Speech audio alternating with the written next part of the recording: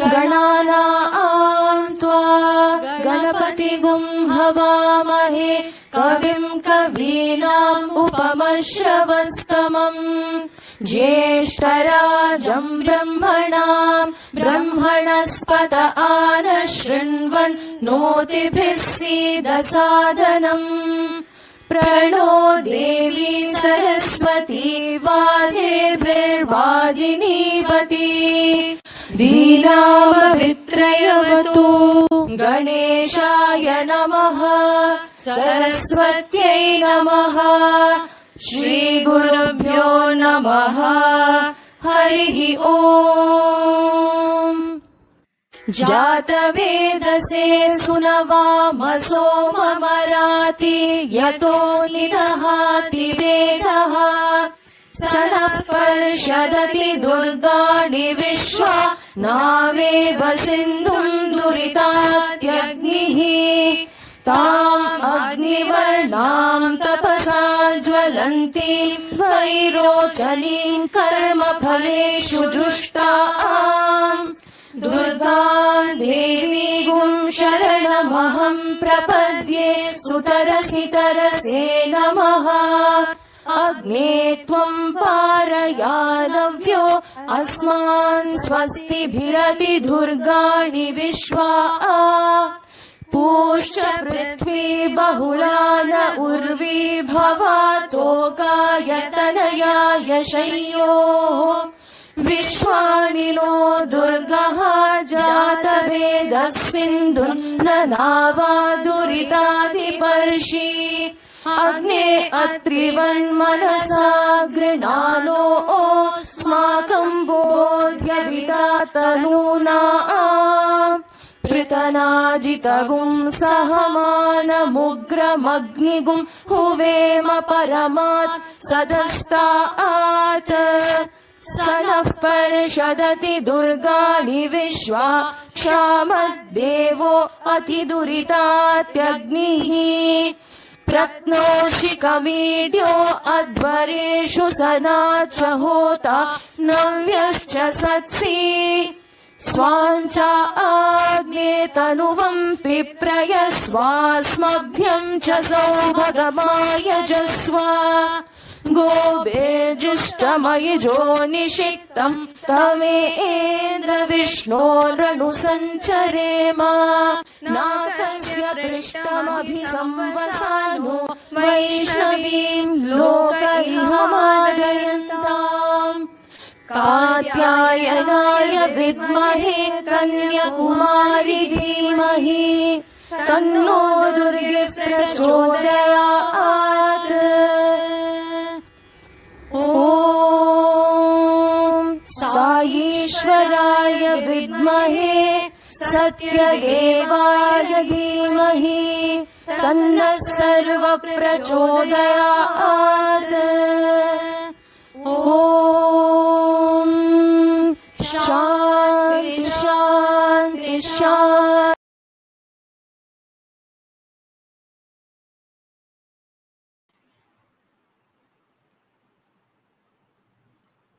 Om Shri Sai Ram. On behalf of Department of Management and Commerce, Shri Sathya Sai Institute of Higher Learning, I welcome you all to the second day of this two-day e-conference marking the 50th anniversary of Anantapur campus. The conference, Stand Up, Startup, Scale Up, is specially tailored to the entrepreneurship and innovation needs of the post-COVID era. Yesterday, we had a wonderful start to the event where we had a chance to interact with some of the entrepreneurs and academicians who have walked the talk themselves. As we begin today's proceedings, we look forward to more learnings. To begin with, we have the first talk on seed investment grants and bootstrapping which is the most important point that can define the success of a budding entrepreneur. The talk would be delivered by Mr. Satyabrata Mohanty, CEO, SmartX Connected Products, and Mr. Lakshmikant Sharma, co-founder at ValueCrafts Advisors. Mr. Satyabrata Mohanty is a very dynamic IoT professional who is passionate about customer success and solving resource constraint problems. He had 9 years of experience in embedded wireless technologies, Internet of Things, telematics hardware, end to end IoT systems, and platform integration. His expertise in embedded electronics, wireless technologies, new product development, and solutions has turned him into the CEO of SmartX Connected Products.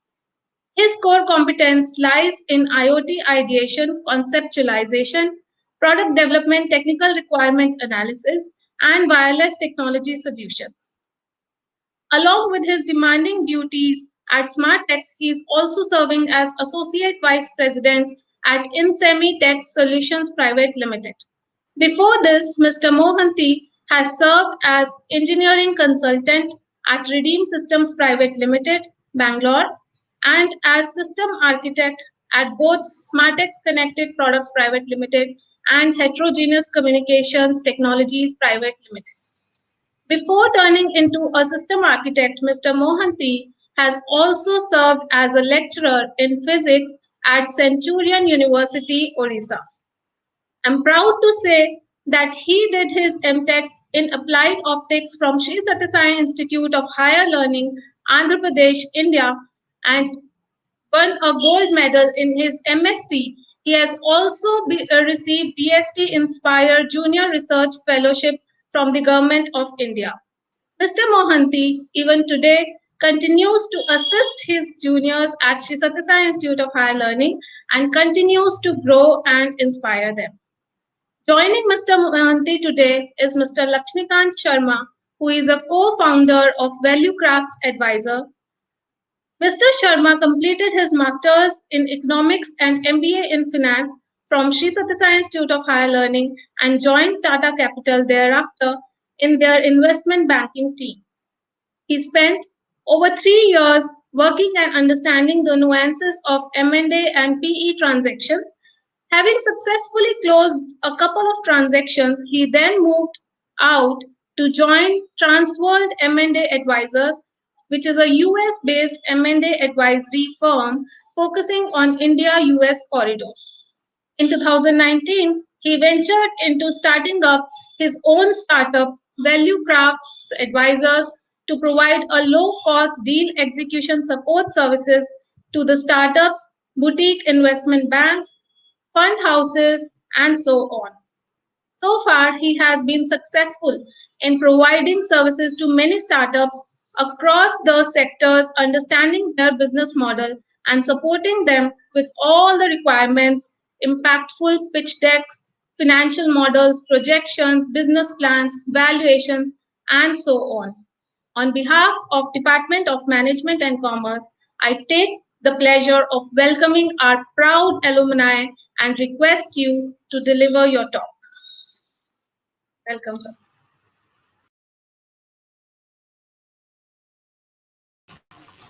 Am I audible? Yes, sir. You're audible. Yeah. Thanks.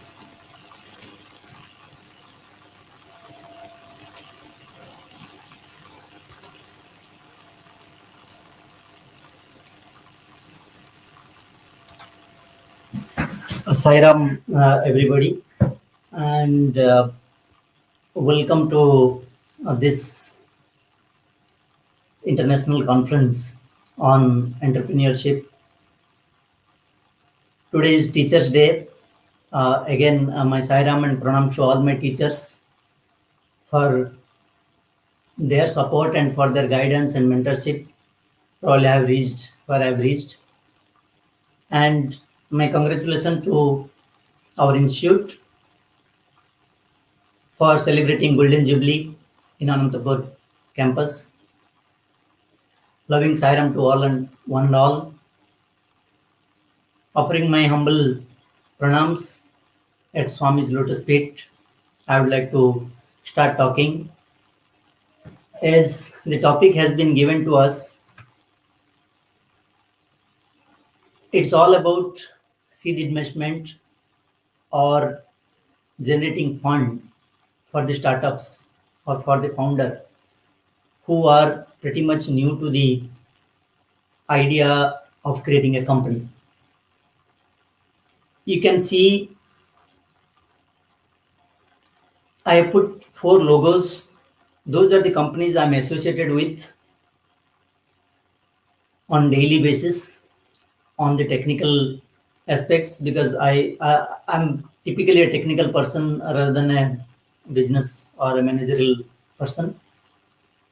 For a certain period of time, I used to work for other companies. Then I've been focusing exclusively on my own products. That's why the multiple companies are there. All the companies are actually founded by Swami students or Swami devotees. So because of the mentorship and the support that we have got from multiple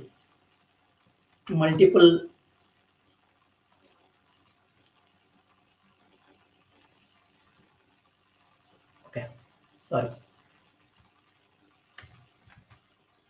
because we have got supports from multiple resource oriented person, resourceful person, be it technology or non-technology. I'll be discussing how you all as a student or interested entrepreneurs who are interested in entrepreneurs, they can get into those domain, seek help from others and keep moving. As we know, we are going through very tough time for last 1.5 years. I put this animation to show how can we derive value out of threatening situations where survival is a matter of question. So typically you face the wind, typically the pandemic I'm talking about, and keep moving. We all saw how India went through, or globally all other countries also went through. So lot of opportunities to solve, lot of opportunities to do something and scale it up purely because of only one thing. Our population is really huge. 130 crore people we have. We need anything, any service, solution, product, device, or even uh, you know tangible software or hardware at scale, at pan India scale. I'll be primarily focusing on bootstrapping, and then I'll leave it to my brother Lakshmikant, who has expertise in helping startups to raise fund through VC or through other angel investments. As you can see, bootstrapping is all about self-starting. It's all about you believe in yourself, then somebody else can come and believe, then somebody else can start putting money or time or resources.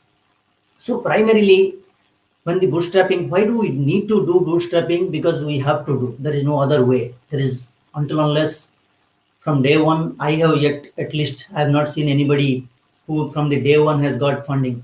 Everybody has got funding only after putting some effort, taking it to certain level. I'll be talking about those levels. Where do we need to take it? When idea is created, it is purely yours. It is what they say. It's your baby, right?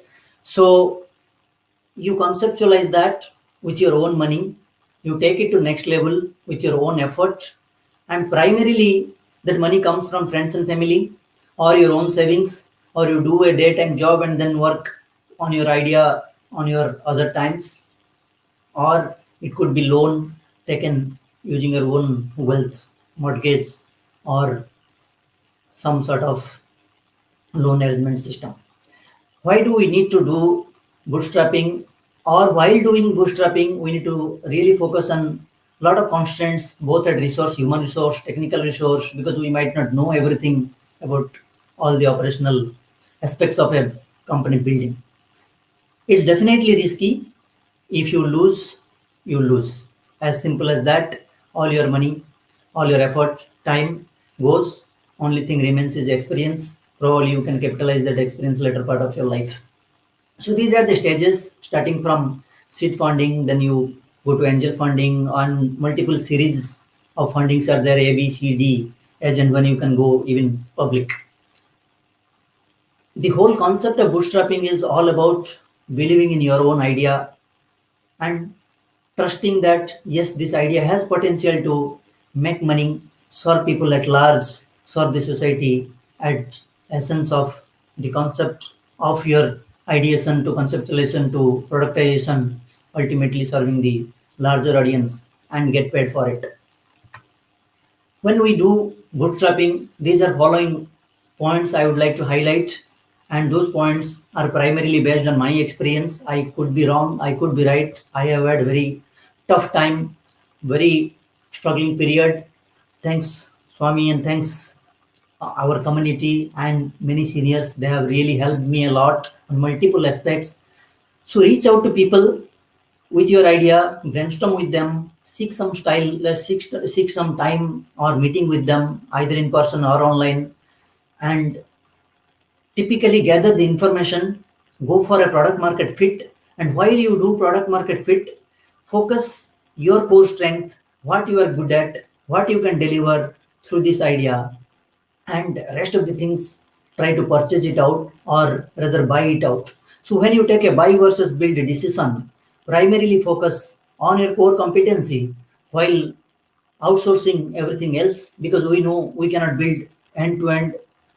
It's very difficult, it needs a lot of money, it needs a lot of time. So those are the things we can approach. Seek an incubation center nearby. I have purposefully put Atal Incubation Center. This is government incubation center across India, pan India. They have hundreds of centers. One of the closest center pretty much to your campus is SK University campus. They have a Atal Incubation Center, and we are fortunate also that one of our alumni, Dr. Shivakiran, he is also CEO of that incubation center. He has good experience with environmental, clean energy, environmental and typical green areas. In the bootstrapping time, typically we all need to run everything. So it's a single founder or two founders or three founders, all among the founders, the work will be distributed, not much employees. So starting from giving a demo or discussing with potential buyers, as I told, the product market fit is all about, are there enough buyers who will pay to get my service, get my product? To do all that, we need to do ourselves because we don't have that many resources with us.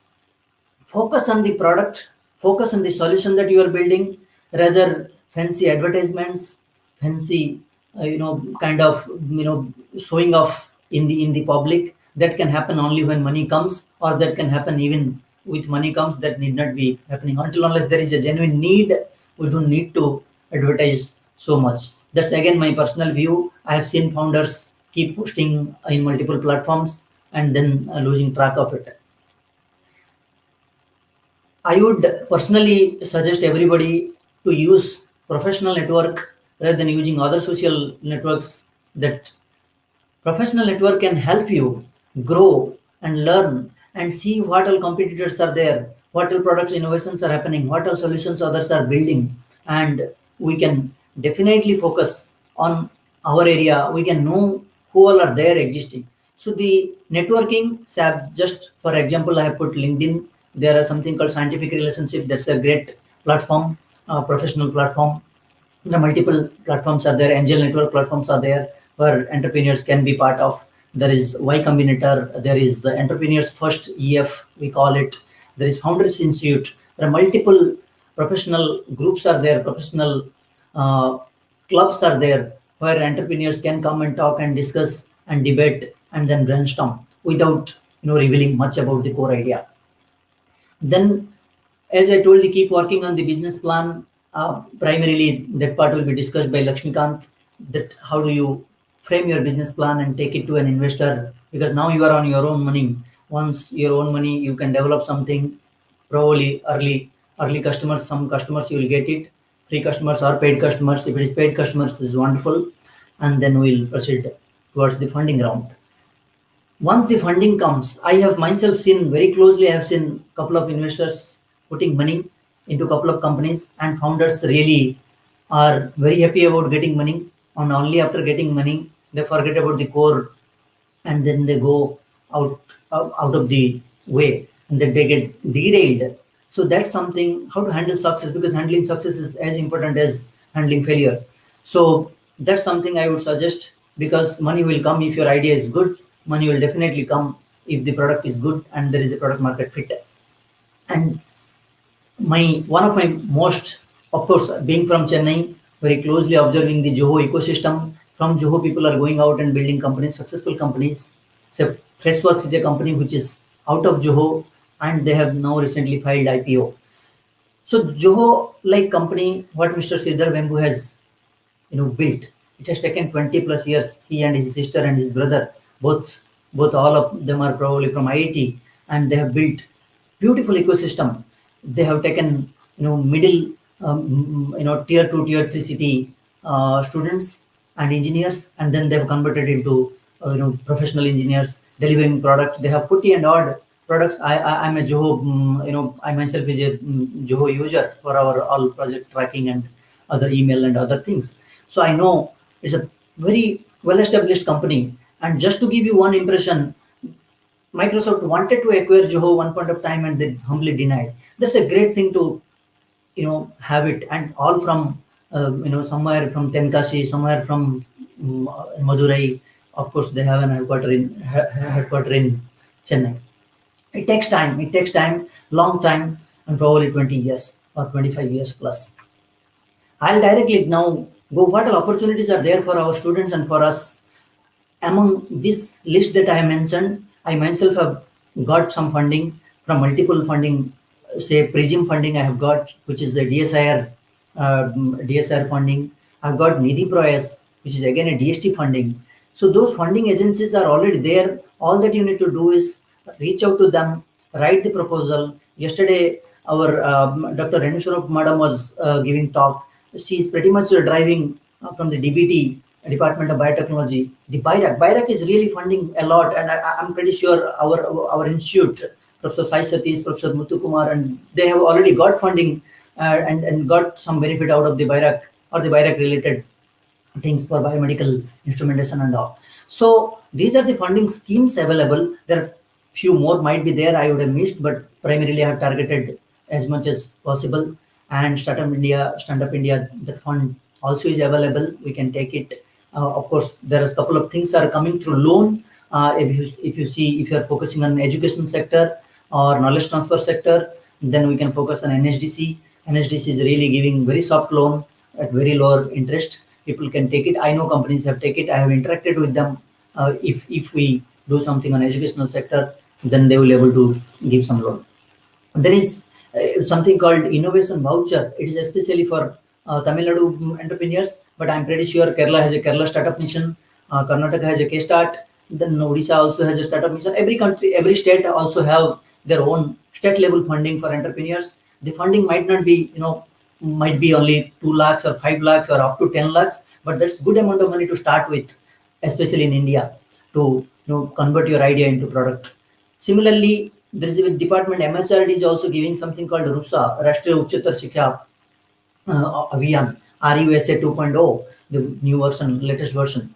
Through RUSA also they are promoting entrepreneurship. All I'm trying to tell is, to really start, you don't have a starting problem. Only thing you need to wish to start, and you need to reach out to right funding agencies. All are government agencies. They want to take your equity. They are not going to, really, going to take much. It is only they are giving just that you are interested to start, just that you need to write a good proposal, and you should have credential. While writing a good proposal, I would focus on multiple aspects. As you can see, you should have proper well-researched document which will tell that you are capable of doing, your idea is novel, and it has some IP potential, and so that people, and you, if you have a business model, it is good. Otherwise, without business model also, government is ready to put money, and all the funding agencies that I saw. I would really request our community, our students, to focus on health, hygiene, and home, because primarily post pandemic, these are the three areas we all can focus on. Whether it is a healthcare device, we have our own hospital. Swami's hospital is there. We can go and interact with doctors. We can interact, get to know what are the problems are there. We have healthcare, outreach facility for public healthcare. We can do a lot of work. Hygiene, I mean by hygiene is primarily towards food and nutrition or to cleanliness solution, because we have a department which is focusing on food and nutrition. And connected home knowledge transfer, because that's what now people are gathered rather than coming to office and working. So these are other fundings. I understand that our MBA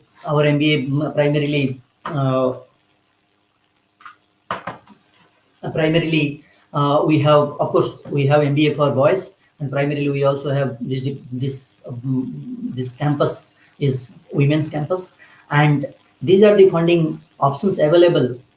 It's again partially private, partially government, for reaching out to them. One among them I would like to see, there is a venture called Let's Venture, which is actually started by Santi Mohan, and she has exclusively created a fund for women that she calls as a women restart, exclusively for women. And other, like even Telangana government is giving for, there is something called Women Hub, We Hub, that is again exclusively for women. So for exclusive women entrepreneurs, there are a lot of schemes, banking sector as well as other VC and non-VC,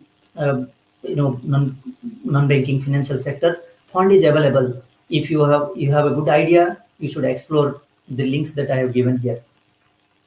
I would like to conclude here with all my only request and only suggestion that start thinking, start doing something. That's the essence of Startup India, Stand Up India, and then scale it up. When you need to scale, you need more money. Definitely, you need more people. That is where the funding will come. And I would request my next speaker, Lakshmikant, to proceed, and then probably we can take a couple of questions if students or audience have any one of them. Thank you. Thank you, Saira.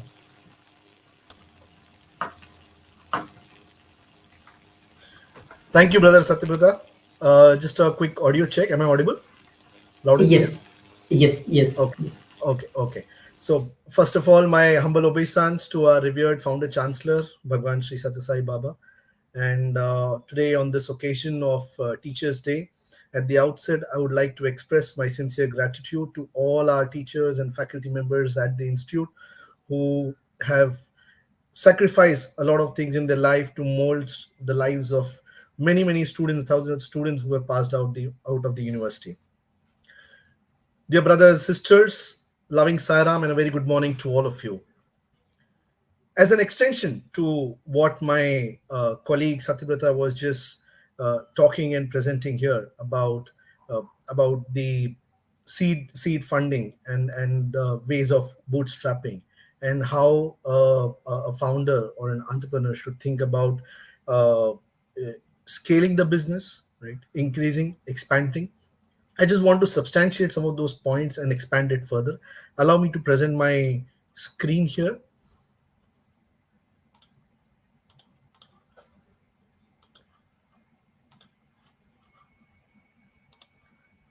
Is my presentation visible?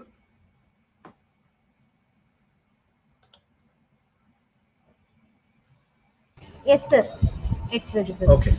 Okay, perfect.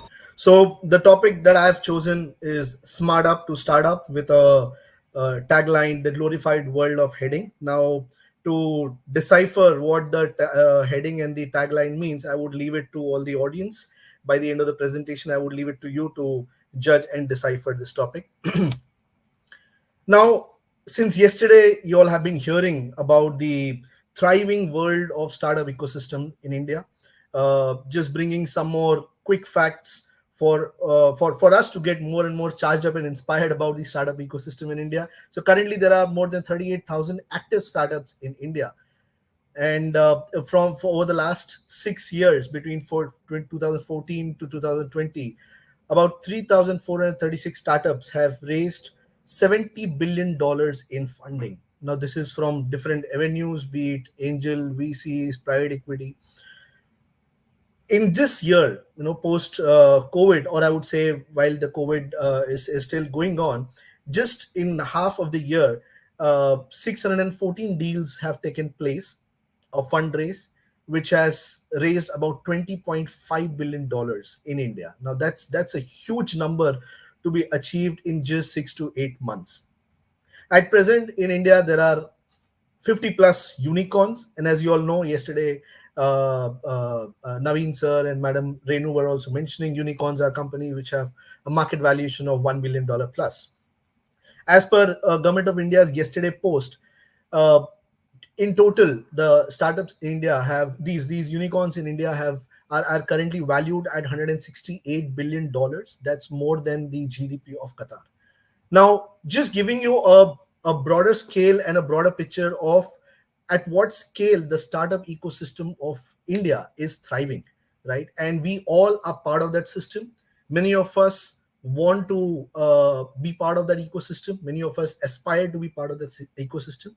But at the same time, my dear friends, I would also like to highlight that it's not that the great startups or great ventures are created just by focusing on raising funds, right? So every time we hear about valuation, every time we hear about fundraisers, but at the same time there are also surveys and studies which reflect that about 9 out of 10 startups fail.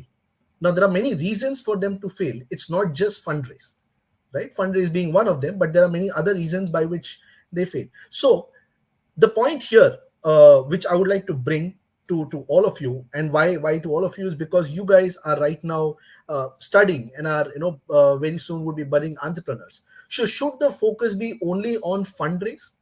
In my experience, in my professional experience, I have seen many founders who start with the idea of raising funds, who start with the idea of bringing in money and then setting up the venture.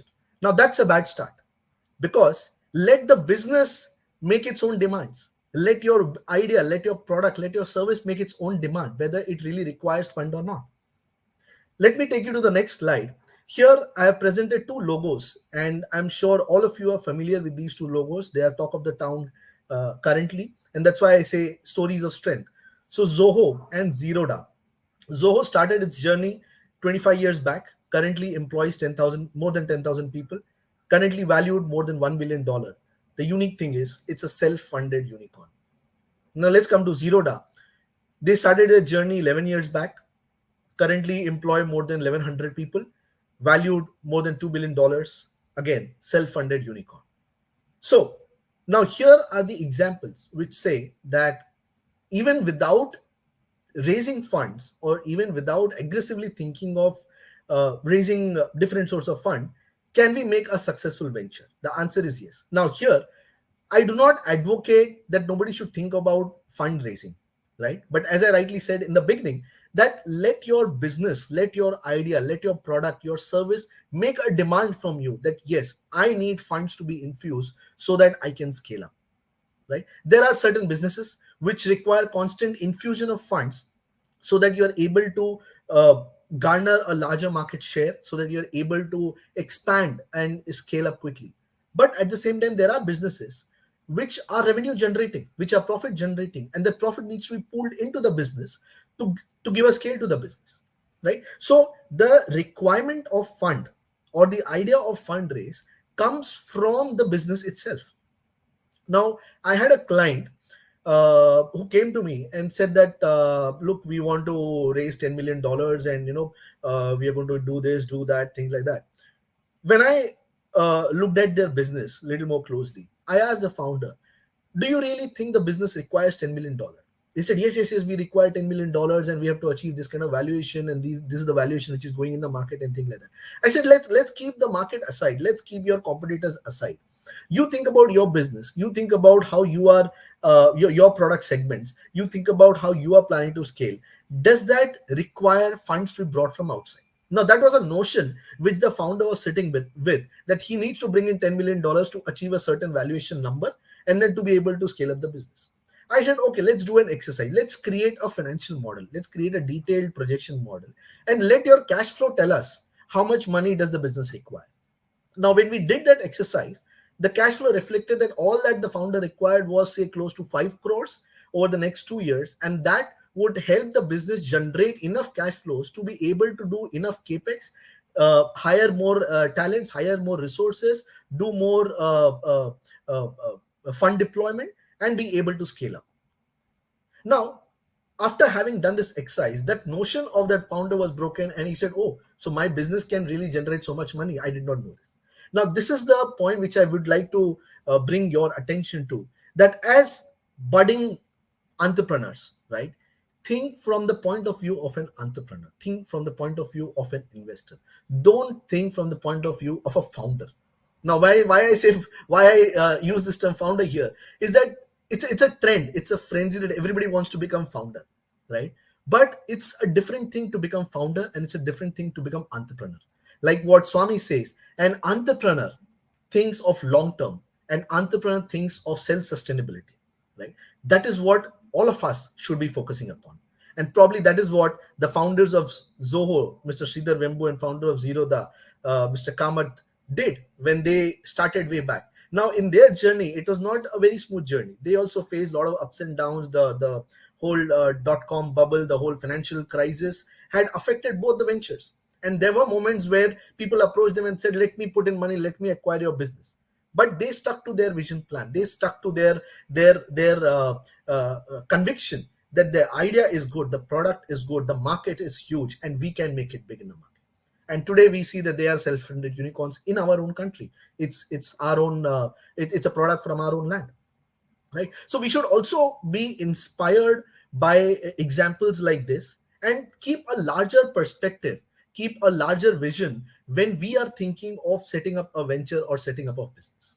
Now, having said that, let me come to the point of when you really require to raise funds, right?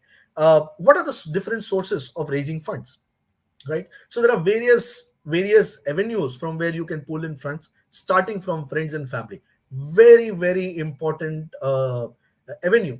Many people think that, how can I go to a friend and ask money, or how can I go to a family member and ask money? Believe me, dear brothers and sisters, there have been ventures, there have been successful ventures which have been built just by borrowing money from family. One of them being Berkshire Hathaway. All of you would have heard of Warren Buffett. He started his venture by borrowing money from his father, right? A venture as in investing into markets. So friends and family is a very strong avenue, which none of us should ignore, none of us should miss out on. Then after that comes your bootstrapping, what my colleague Satyabrata was mentioning, wherein you put in your money, because it's very important to be able to take risk, right? Unless you are convinced of putting your money into the venture, you cannot assume, or you cannot expect an outsider investor to come in and put money into your business. So first, we as an entrepreneur need to bring in that conviction into our business, and that's where the bootstrapping becomes very critical, and it also reflects very positively on the entrepreneur and the nature of business that they are in. Then you have accelerators, incubators. India is widely expanding their incubator base. Yesterday, Mr. Naveen Lakur was speaking extensively on the Atal incubation centers. Government has plans to set up this across the country. It gives a good support. It gives a good platform to the budding entrepreneurs to be able to ideate, to be able to identify the product market fit, to be able to validate their idea and their offering in the market. Then crowdfunding, that is where you there are platforms like Keto and others where you put up your idea and different people will pull in money, or it could even be group of people wherein you present your idea and people pull in money to help you scale up the business.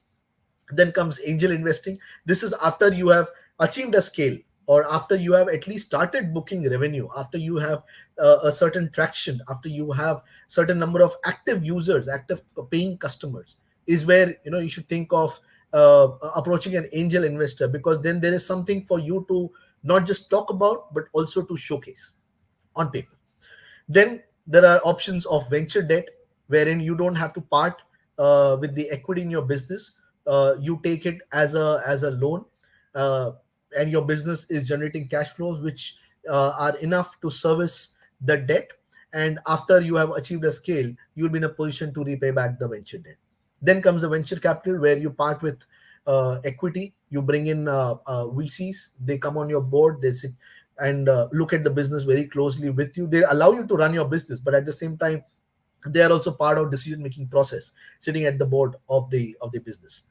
And then the private equity, the larger players, the larger giants, who bring in huge pool of money to give you a scale which probably by way of nature of your product or service, you won't be able to achieve in a short period of time. So you have seen companies like Oyo or Ola, who have reached a scale, or Flipkart, or Infibeams, about these Indian companies. I mention Indian companies because there is a huge thriving ecosystem here. So they have been able to reach a scale, a size of expansion in a short period of time, because there were larger P players who were convinced about the idea, convinced about the market, and brought in so much of money.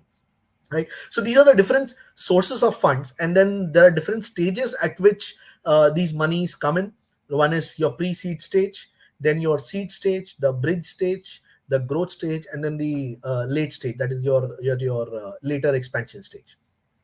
Now, having said that, right now, having spoken about different sources of fund, let me again bring your focus back to what is critical as an entrepreneur, right? So one, of course, in your theories and a lot of places, people talk about identifying the problem. You should be able to solve a problem. And this is what Swami has also said, that an entrepreneur should think of solving a problem in the market. Only then it's a good idea, right? So you start with identifying a problem, and then you create a product market fit. You create a product which fits that market and resolves that problem, right? So these are things which happens.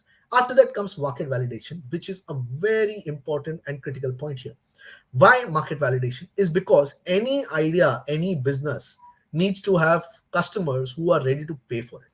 If you don't have customers who are ready to pay for it, then mind you, brothers and sisters, that's not a good idea, right? Because then you are just in a hunky-dory la la land, where you think that, yes, this is my idea and it's a great idea.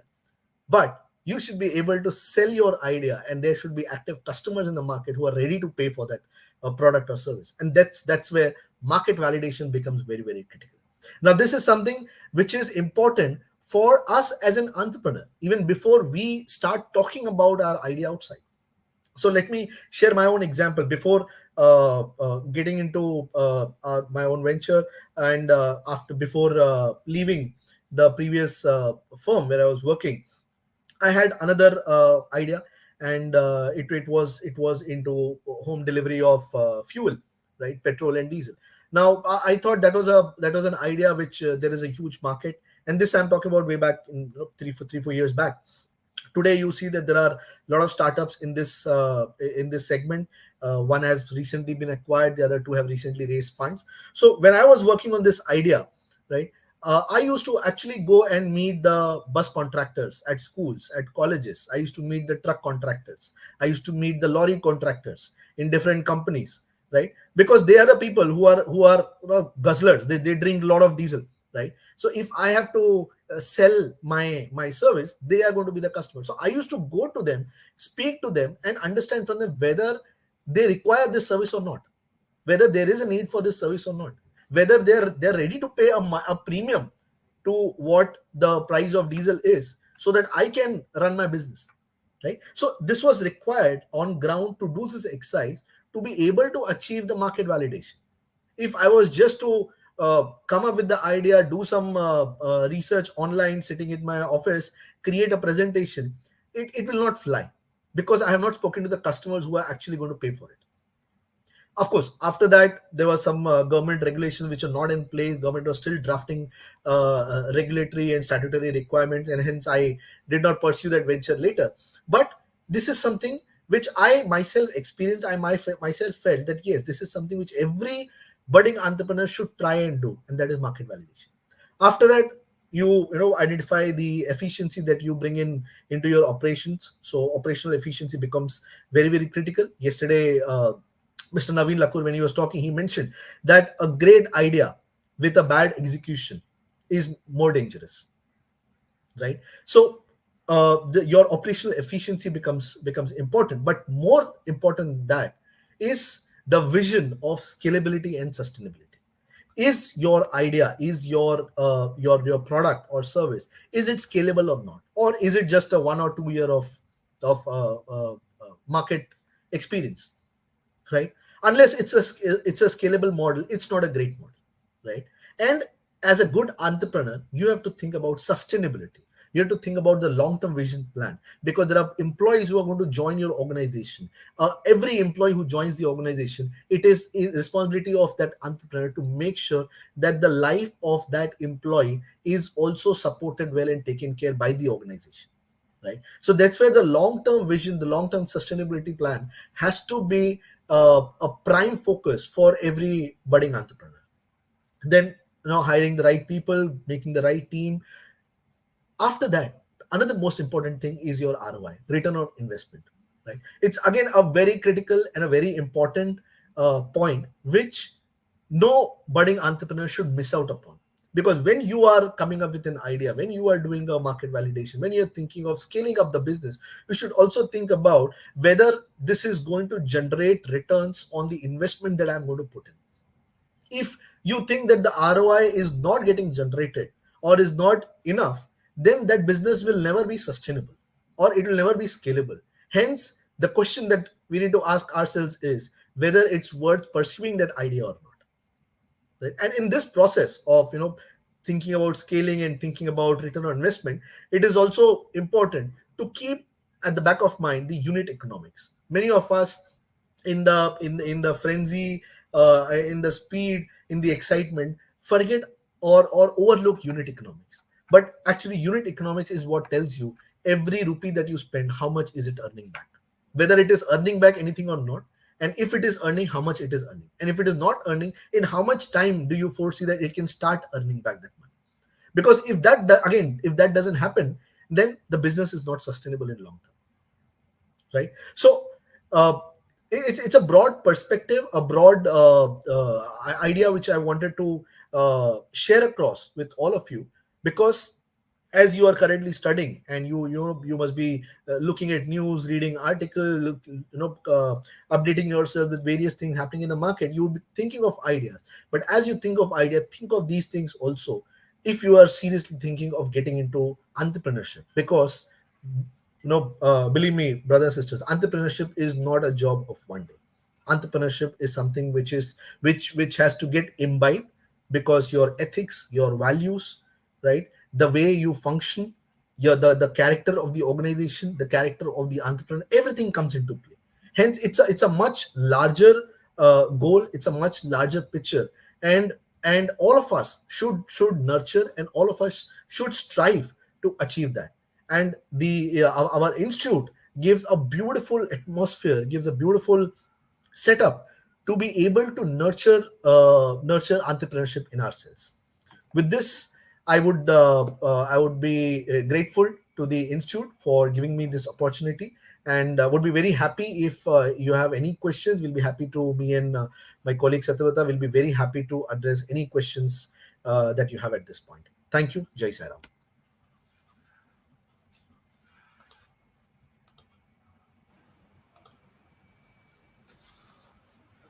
Thank you, Mr. Mohanty and Mr. Sharma, for the wonderful talk. I'm sure that if such a hand-holding support is available in form of seed funding and debt preparation to these budding entrepreneurs, then this generation would take it a long way. So, from our enthusiastic audience, we have got some set of questions for you. I would like to read them out to you, sir. Uh, First question we have is from Miss Manjiri Jetli. She asks, what is your view on relatively short-term equity funding, that is typically 5 to 7 years? Does this impose tremendous pressure on the entrepreneur to perform? Brother Satyavata, you want to take, or you want me to take the question? You can take it up. That seems Okay. like a lot of money. Okay. Yes, the plain and simple answer is it creates pressure. When you take money from anybody, you are answerable to that person, right? So every day, every moment, every second, the person is going to send you a message on WhatsApp, what's happening with my money, how much of revenue is the business generating, right? But at the same time, we are not saying that it's not a good idea to raise funds, but as I said, let your business demand that money. If your business doesn't really demand that kind of money to be coming from outside, you don't need to entertain that kind of pressure.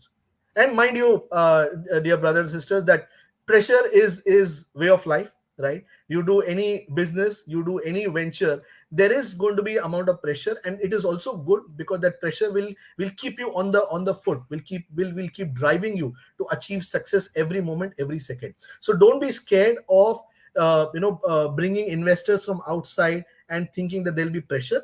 But at the same time, first identify whether your business requires that money to be brought in. If it requires to be brought in, how much is it required to be brought in? And once you know that very clearly, you will also know how to churn that money and generate revenue, generate profits out of that money. And that will help you release your pressure. That's a beautiful answer. Another question we have is from Mr. Arup Sahu. He asks that there could be some great ideas, but the world might not be ready for it. So, how do you decide when to launch your product? So that's where you do market validation. You may have a very good idea. You may think that market requires, but me talking to my peers in one room and asking them is very different from me going to different districts, different cities, and different states and asking the larger audience, because ultimately they are the people who are going to pay for my product or service. So that's where market validation becomes very important. And there are examples in the market. You must have heard about Meru Cabs. So Meru Cabs started way back in 2000, right? But at that time, the active internet subscribers in India were very low, right? At that time, people were not used to a cab service like that. So probably it was a very good idea, a very sustainable model, a very good business model, but they were too early into the market. The customer did not require that service at that point of time. But when Ola came, Ola struck it just at the right moment, and that's where Uber immediately came into the market, and they immediately could capture the larger market because people demanded that kind of service. Though of course Meru is still there in market and they have pivoted their business model, they're also doing good. But when they launched, they came early into the market. So it's very important to do market validation before you get into the market. Satya, if you want to add anything here. Yes, that's a great question. See, all that we were discussing about product market fit, right? So product market fit comes under that. You run a demo, you run a pilot, you do alpha, beta, then release it out, right? So before even you release it out to the public, you do pilot with close set of customers, most likely paying customers. I would prefer paying customers than free customers. And once the paying customers you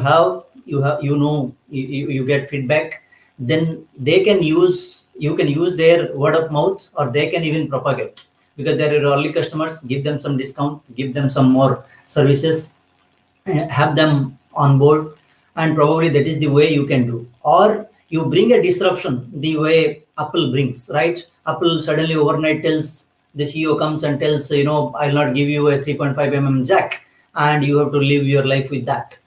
But instead of that, what they are giving is great user experience. They have decided to give that great user experience. So the disruption is sold, and even it is early, they drive the market, they drive the complete user. So it depends. If you have a real disruption and you think you can dictate the term to your user, then really good. Otherwise, you wait for market to evolve and reach there, as Meru Cab example he was talking about.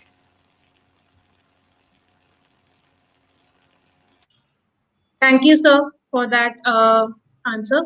Another question is from Miss B. Monica. She says, we hear of many grassroots innovations that are often not commercialized. So her question is it because of lack of knowledge to commercialize it, or is it because of funding, or what is the reason? See, it could be both. It could be none. It is again grassroots innovation. A lot of innovations are happening in tier 2, tier 3 cities. Even in the village level, people are innovating. Ultimately, they are taking it to market, maybe a local market. But the connectivity, the internet connectivity, when I mean by connectivity, the transportation system is now really good. If you are doing anything in, say, Tirunelveli, which is deep South India, or somewhere like Kanyakumari, it can be even in the same time, real time, can be demonstrated to in Kashmir. So the connectivity is there. So promote your product.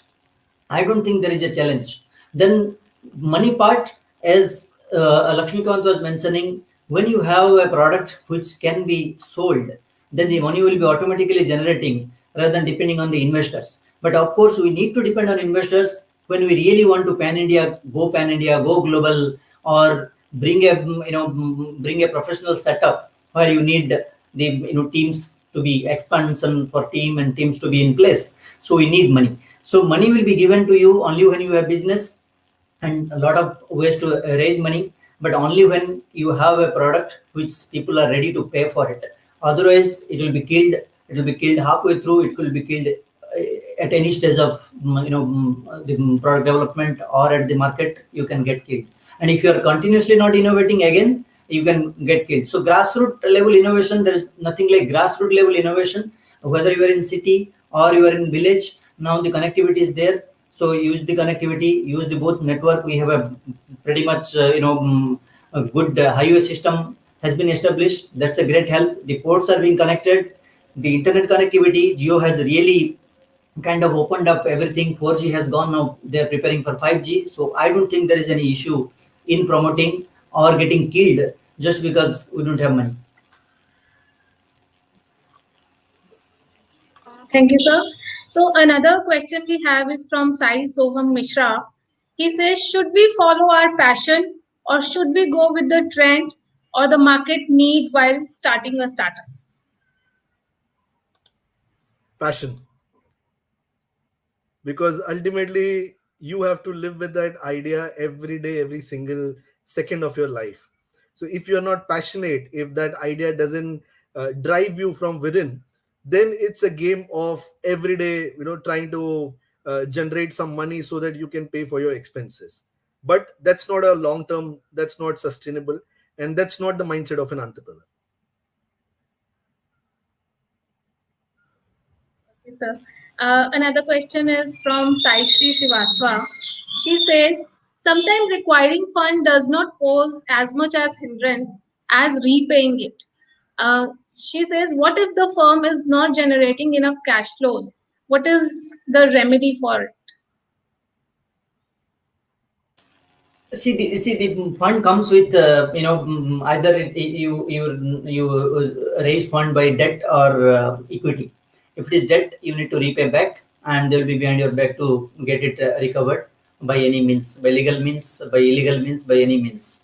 And if you see the equity, then they are also part of it.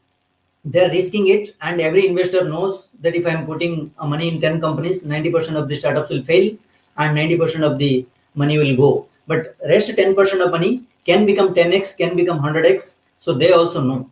So it is known factor, they're taking risk, and they're I'm betting big on a donkey, or I'm betting big on a horse. So it is my perception. And if I'm an investor and I won't and I'm taking equity for putting money, then after that I would not have legally any option to explore, rather than harassing the founder, probably calling them, asking them, or defaming them in public forum. I can literally do nothing if really venture doesn't generate revenue.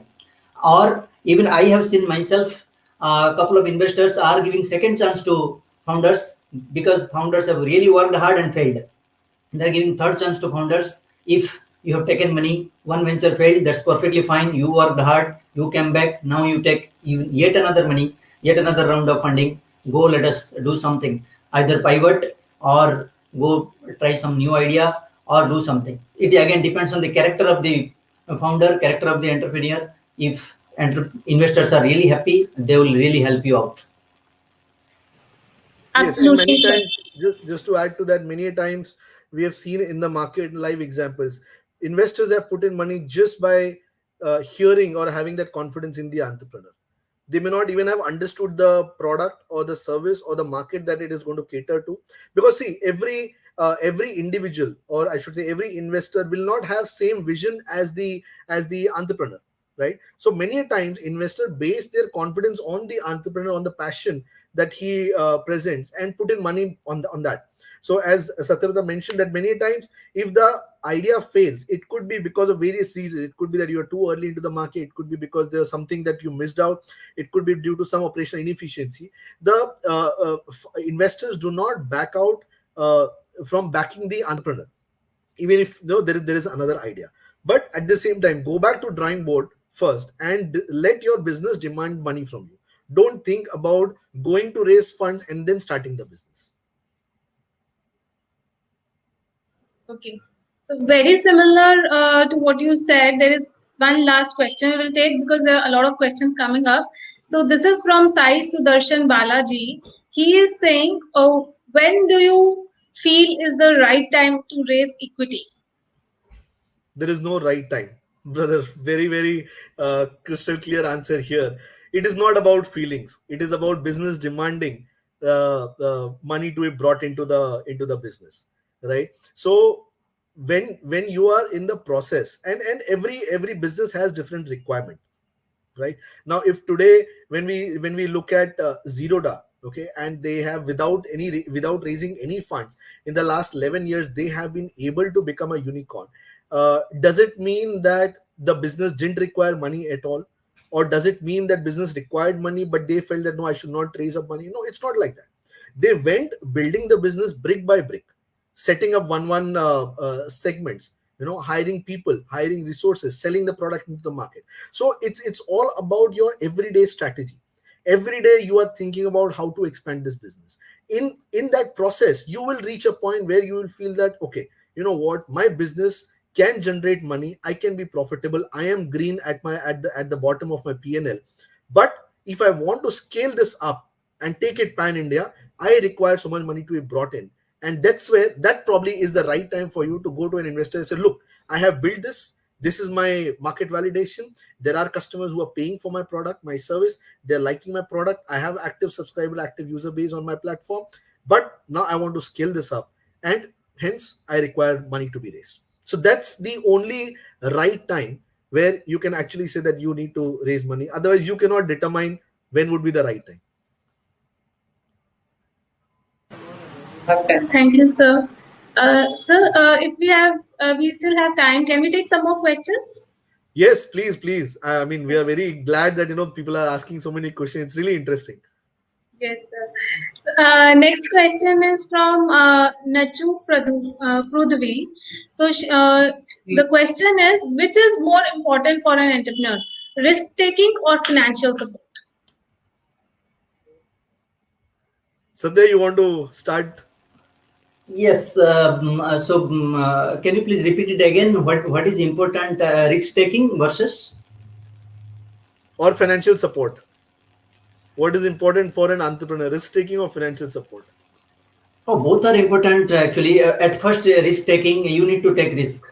Otherwise, nobody will value you, and everybody will tell, okay, if you have an idea, you are not putting your own money or even own effort. It is not necessarily the money is the we can use a word called resource, right?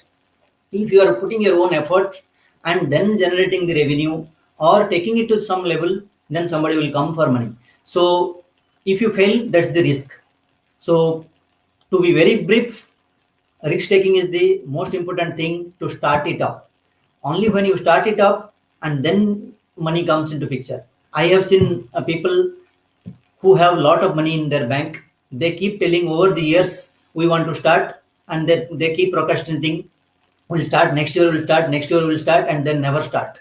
It is not that they have problem with money. They have a lot of money in their bank. They have been earning over the years, but they are not just interested to take the risk or get into the game or get into the entrepreneurship mode. So risk taking is the first thing I would go.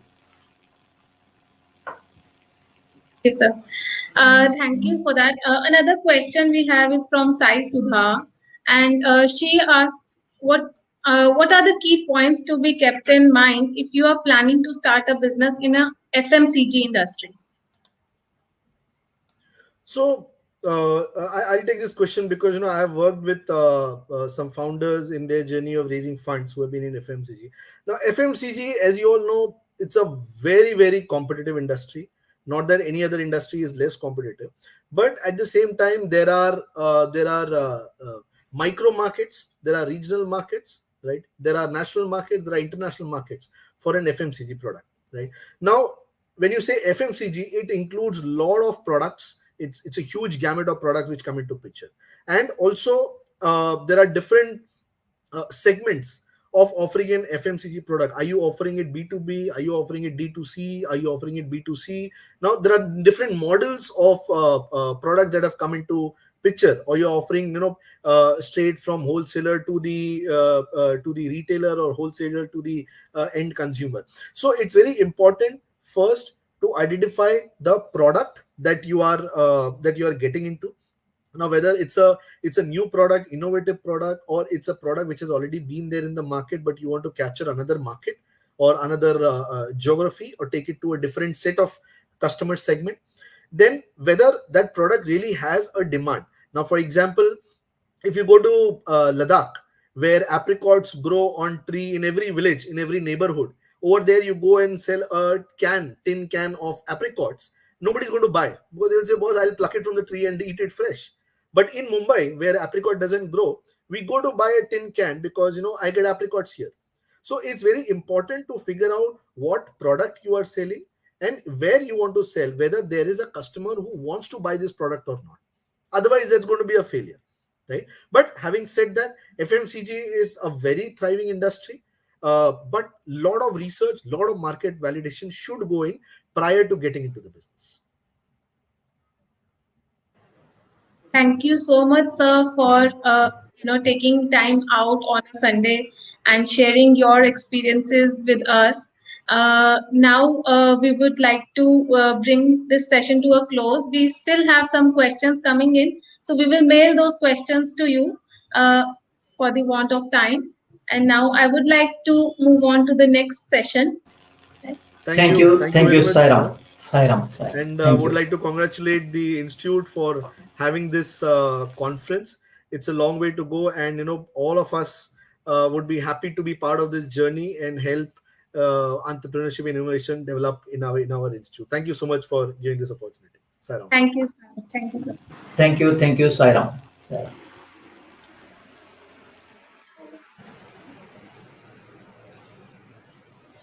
So the next session is on the topic role of entrepreneurship in bridging gap between academia, research, and society and industry.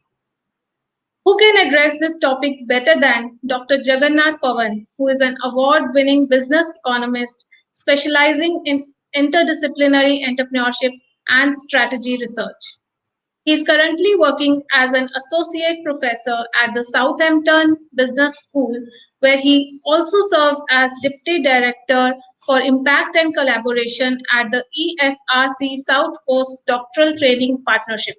He is also the co-founder of iPowers, the global digital ecosystem for fast-tracking micro-entrepreneurship and small businesses growth, and a steward at the Council for Inclusive Capitalism. He has a PhD from University of Göttingen and the Max Planck Institute for Economics. His doctoral thesis and entrepreneurship. His doctoral thesis on entrepreneurship in developing countries has been awarded the Otto Hahn Medal of Max Planck Society and the inaugural Best Dissertation Award of Danish Research Unit for Industrial Dynamics. I'm pleased to mention that Dr. Pawan is alumnus of Sri Sathya Sai Institute of Higher Learning and Narendrapur Ramakrishna Mission, the two revered Indian institutions founded on ancient Advaita philosophy. He is a universalist committed to advancing the cause of societal well-being through his endeavors and is a founding trustee of Indian Cultural Association of Dorset, a registered charity in UK. I welcome you, sir. Please take over from here.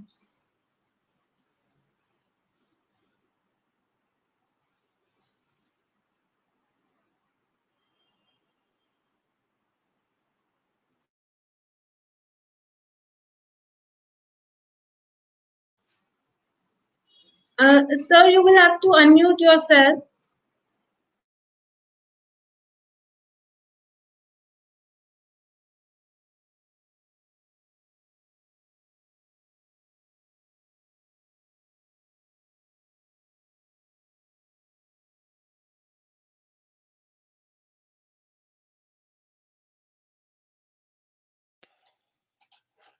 Hello, can you hear me now? Yes, sir, now we can hear. Thank you. At the outset, I offer my most loving pranams to Swami's lotus feet and thank him for enabling this beautiful conference to happen.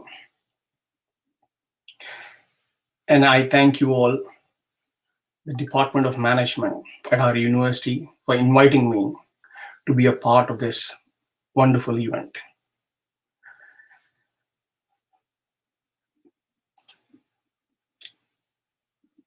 I'm very happy that our institute is taking giant strides to take up entrepreneurship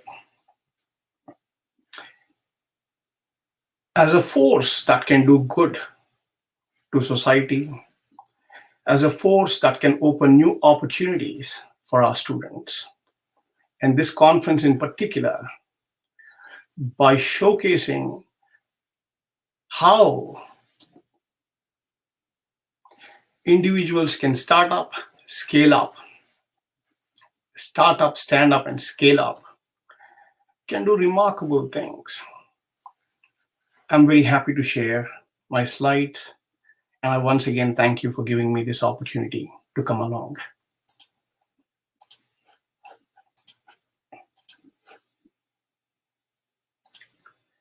The topic that I've been given today is entrepreneurship as a bridge between academia, industry, and society. And there's a brief outline of my talk. There's something very unique about what a university is. I'll discuss that first. Following that, I'll talk about the economics of modern industry, how our society is shaping up. What do we mean by entrepreneurship at this intersection between these three? And how a future entrepreneurial university could look like.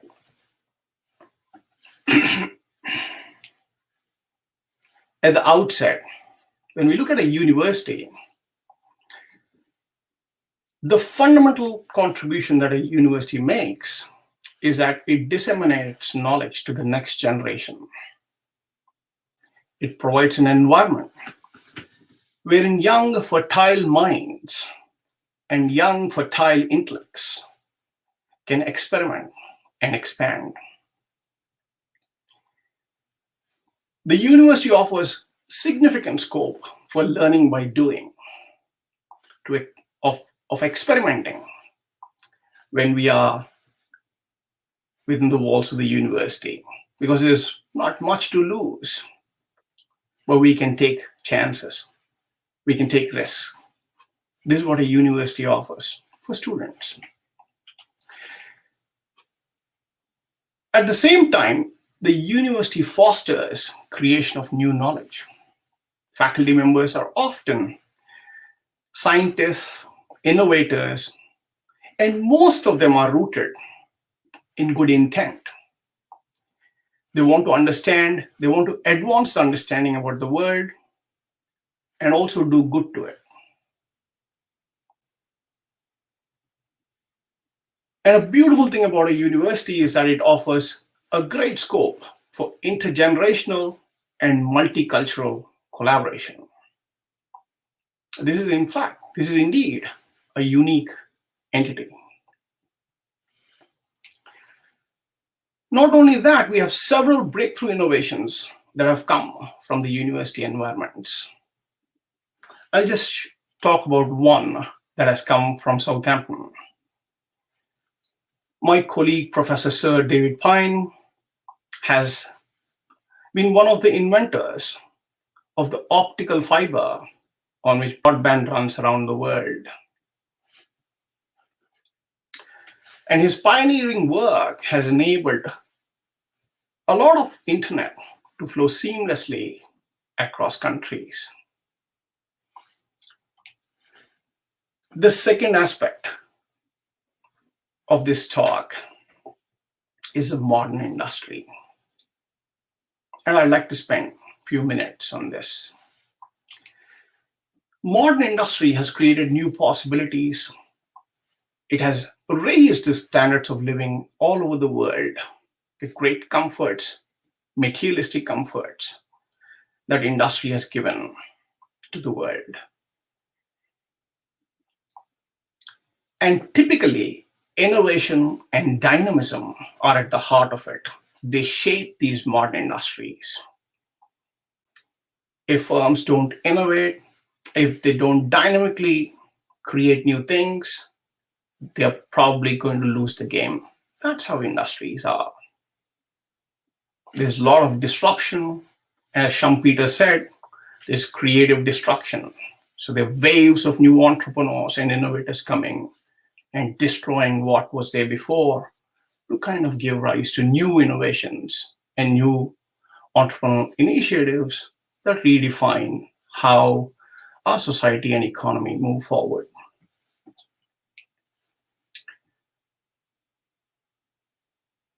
But when we look at the economics of modern industry, these are the facts. We have a lot of competition, and we'd not be too surprised if you're hearing words like racing to the top, first mover advantage, profits, innovation, to grow my market share. Shareholders' interests are primary, and we need to protect the shareholders' interests. The CEO, the role of CEO is to ensure the company is making more money, company is profiting much more. And this is at the heart of modern industry. And how has that come about? Because of a beautiful insight some economists had 100 years back, about 100, 150 years back. And that is that rational choice and incentives will dictate everything about what we do, what firms do, and so on and so forth. The rational choice theory basically says that self-interest determines the choices we make. And incentives can channel our time, energy, and effort. These two things, these two small but powerful concepts, are at the heart of all socioeconomic structures around the world, whether in America or in Australia, or in England or in India. That self-interest rules, that incentives can make people invest their time, energy, and effort. Now, what that has resulted in is insufficient investments in sustainable transport.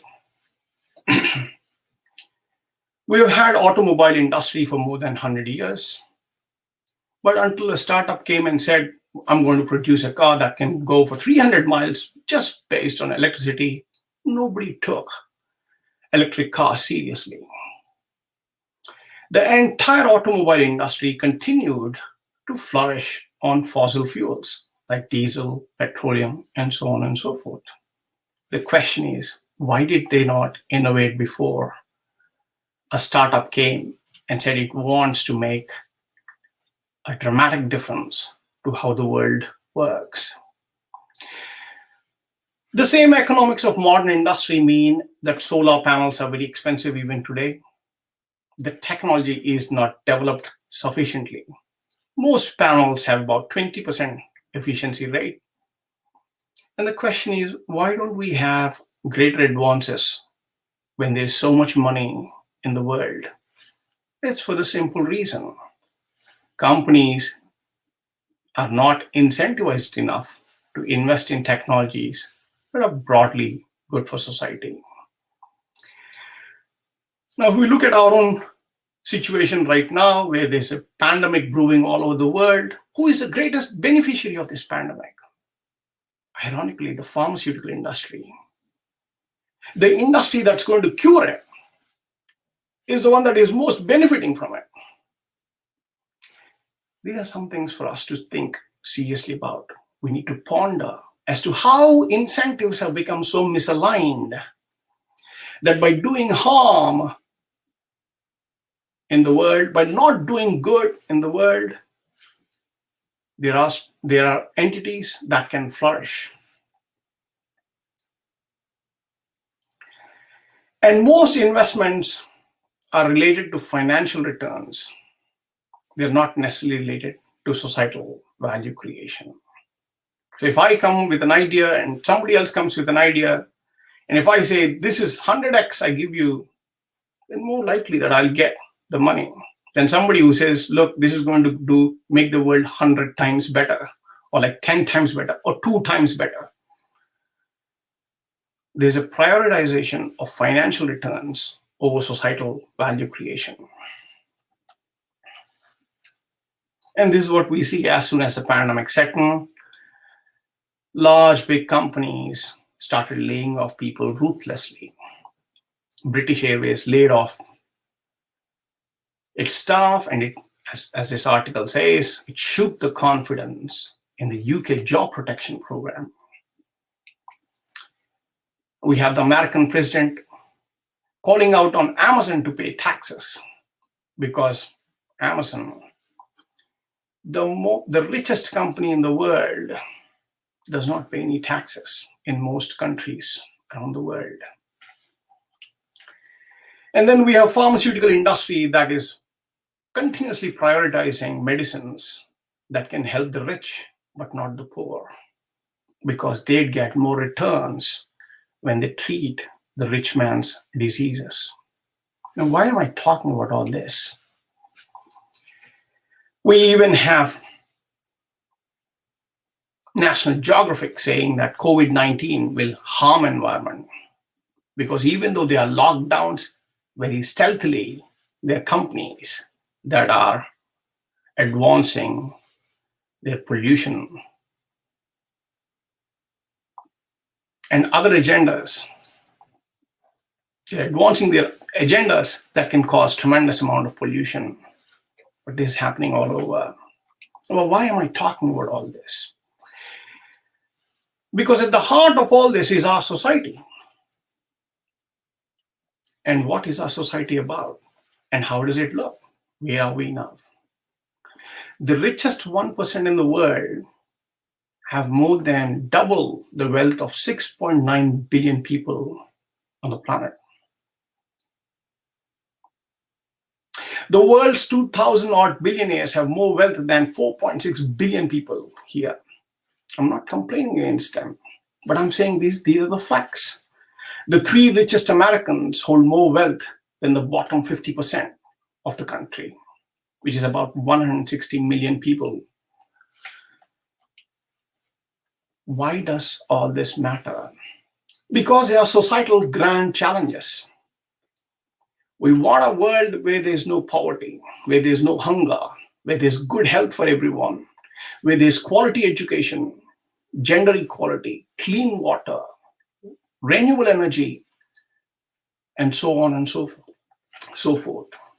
These grand challenges are right in front. And the reason why they're called challenges is because they have not been resolved till date. If we have resolved all these, they would not remain challenges. They are societal challenges. Our society is indeed looking for new models, new ways of doing things to resolve these grand challenges. We need paradigm shifting entrepreneurial initiatives, innovations in the fields of education, environment, and empowerment.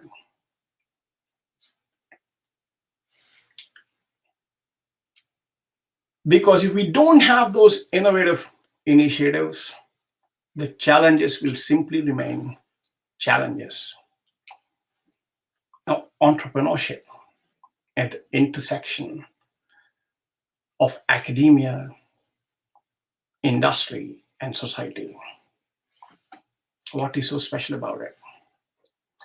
Universities have the right context wherein value creating innovations can emerge for the simple reasons that I elucidated at the very beginning. Innovations that can resolve the grand challenges of society. Universities are in a very unique position to foster initiatives that combine profit with purpose. They can encourage engagement with industry to identify synergistic opportunities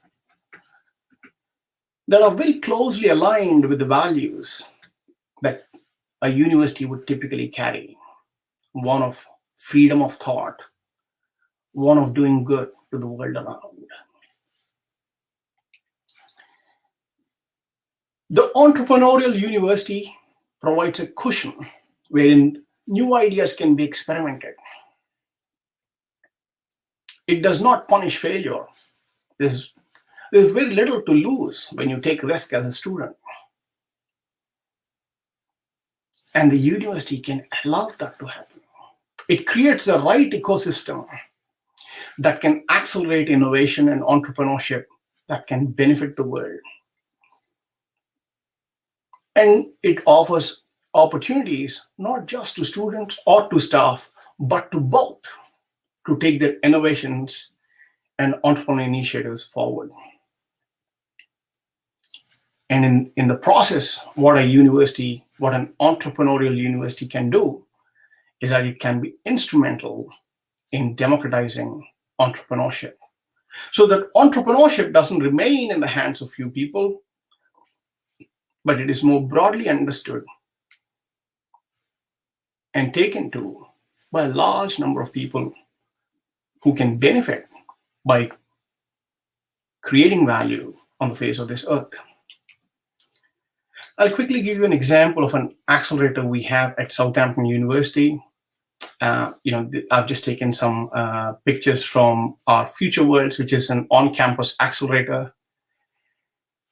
And there's one thing that I want you to note again. It says Future World is an on-campus startup accelerator helping University of Southampton entrepreneurs to change the world with their ideas. This is what a university can allow. Unlike an entrepreneur in the midst of his corporate world where he has to chase profits, he has to satisfy the CEO, he has to satisfy his shareholders, and so on and so forth. The university is much better placed. It's just a fabulous opportunity. There are some of these startups that I've seen that are there on the website of Future Worlds, and you'll see that most of them are trying to do something good. They're doing something radical. They're doing very innovative things, but they're trying to fight diseases. They're trying to improve fertility, improve how heart care is delivered, making chronic care simpler. You can see some of the titles there as to what these companies are doing. They are a force for good.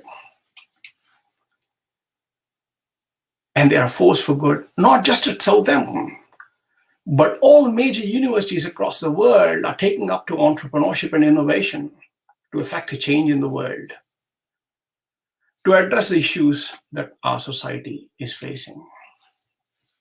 As I said a little while ago, entrepreneurship is codified knowledge. Until about few decades back, it mostly got transmitted selectively from one generation to the next. A very successful entrepreneur will tell his children or his family members or his friends how exactly to do entrepreneurship. But until internet came, it remained in the hands of few people. Internet came and decoded it to an extent. And of course, universities are doing it through research, innovation, and incubation. Over the last 15 years, as I studied more and more of entrepreneurship, the work that was produced over the last 100 years on entrepreneurship theory, I came up with this very simple formula with the hope that something like this is much easier for a high school student to understand as to what entrepreneurship is. We need to decode it. And it's a very simple formula to kind of broadly outline the contours of it. And of course, there are distinguished alumni entrepreneurs who are here, and they are giving fabulous insights. And they need to also say whether this formula is valid or not. But all it says is, at the start is initiative. Unless one takes an initiative, if one is simply sitting in a sofa and watching TV, he cannot become an entrepreneur. If he is not going and moving something forward, unless he's taking an initiative to do something. And once that initiative is taken, there's a need to connect with other stakeholders who can enable that initiative to fructify, that can lead to the creation of something tangible in such a way that it eventually changes the marketplace, it eventually disrupts the industry, and it changes it for good. So this is a very simple formula for how we can decode entrepreneurship. When we say marketing, finance, HR, they all come under these 3 C's: connection, creation, and affecting a change. Now, by Swami's grace, with everything that he has taught me about entrepreneurship, we created this organization called iPowers, which aims to democratize opportunity. It's a one-stop end-to-end platform to support 99% of businesses, not the top 1%. The top 1% will flourish. They get attraction, they get investment very easily. But our aim is to support the 99%. As our distinguished speaker yesterday was saying, 99% of firms in the world, not just in India, even in the UK, are micro enterprises, not even small, about 0.4 small enterprises. That's exactly the same in the UK as well. So this digital platform intends and works towards democratizing capitalism, opportunity, by fast-tracking the growth of the 99% of businesses, just startups, micro enterprises, small businesses, and scale-ups through collaboration and access to the global marketplace. In conclusion, all I wish to say is that Swami's message on ethics in entrepreneurship that was played yesterday is more pertinent now than ever before. And universities can accelerate the transformation towards a sustainable planet because they are much more likely to be rooted in the kind of values that Swami has talked about. And in conclusion, it is good entrepreneurship that can become a bridge between academia, industry, and society. Thank you once again for hearing me out and inviting me here to speak. Thank you. Sairam.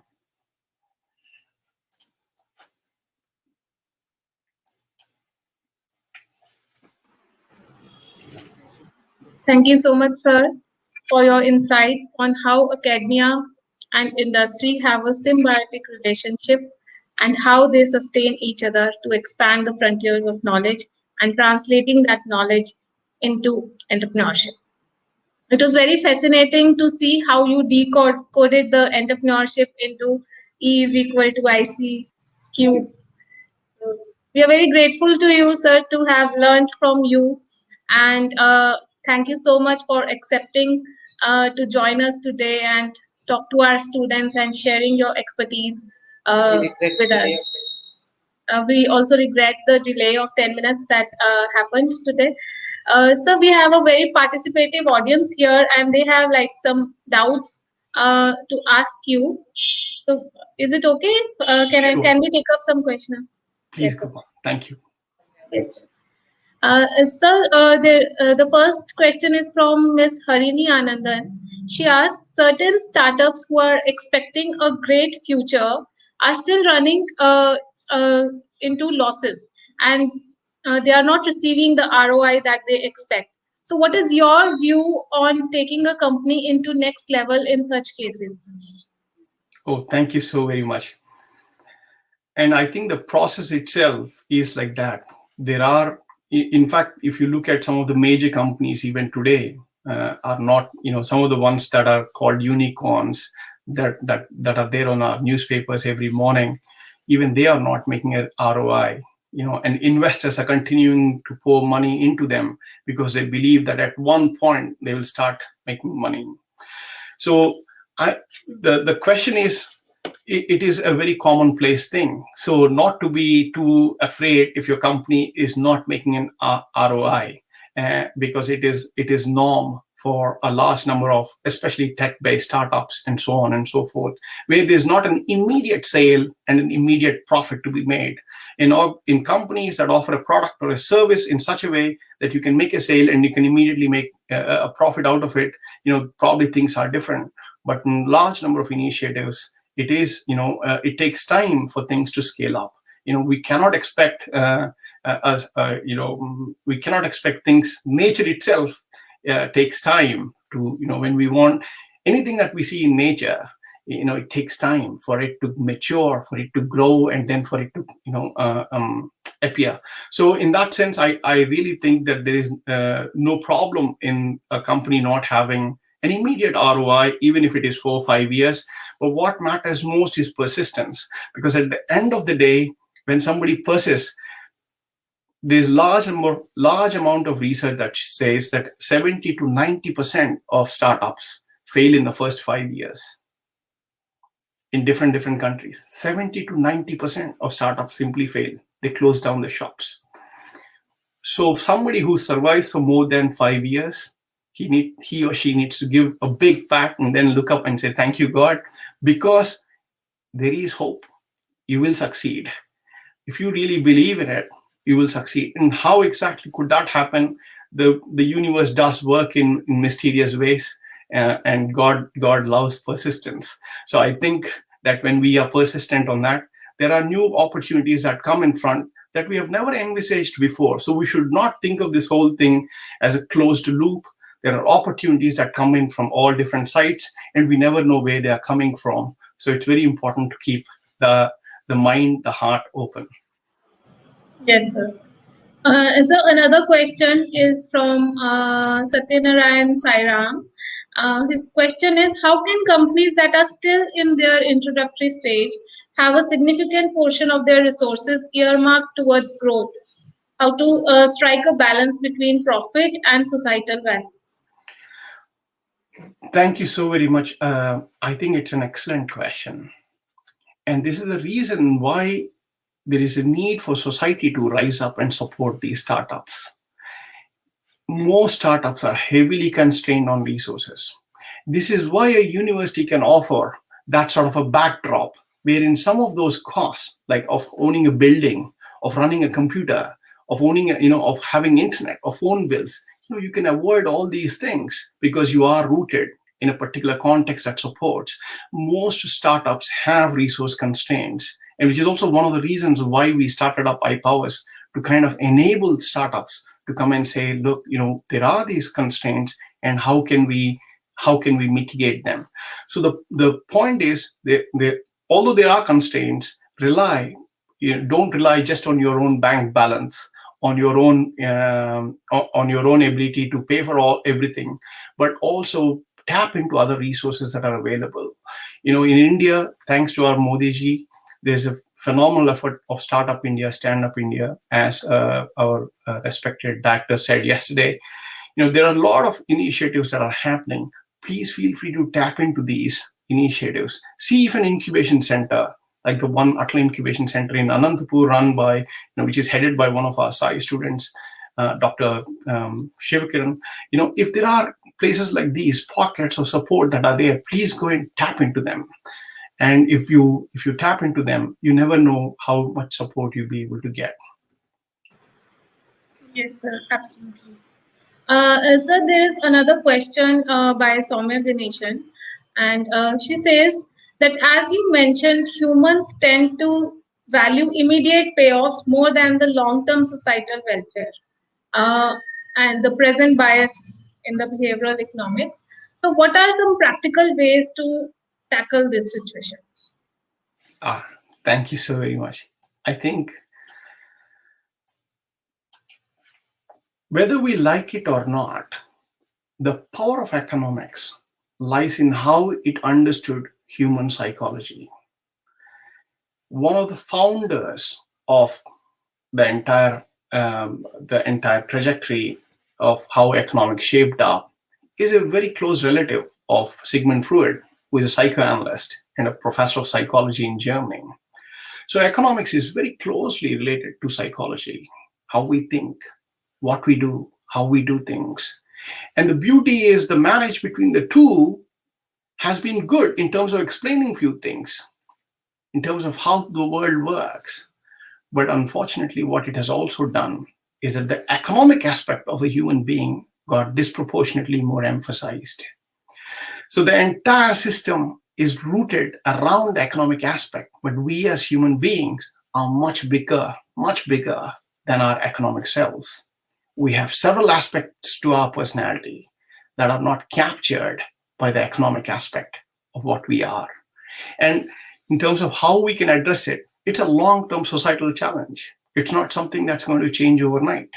But every one of us who is following Swami's teachings, who is rooted in the values that he has given us, who understand that life is not all about economics, will start becoming contributors, net contributors to the system. And that is what it is all about.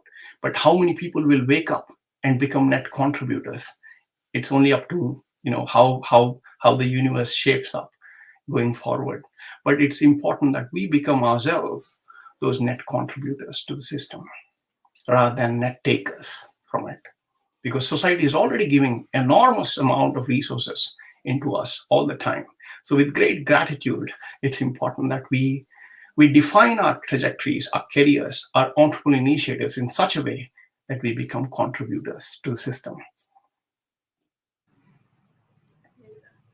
Next question is from Aditya Saxena. He says, nowadays universities concentrate on bookish knowledge. How can we expect innovation there?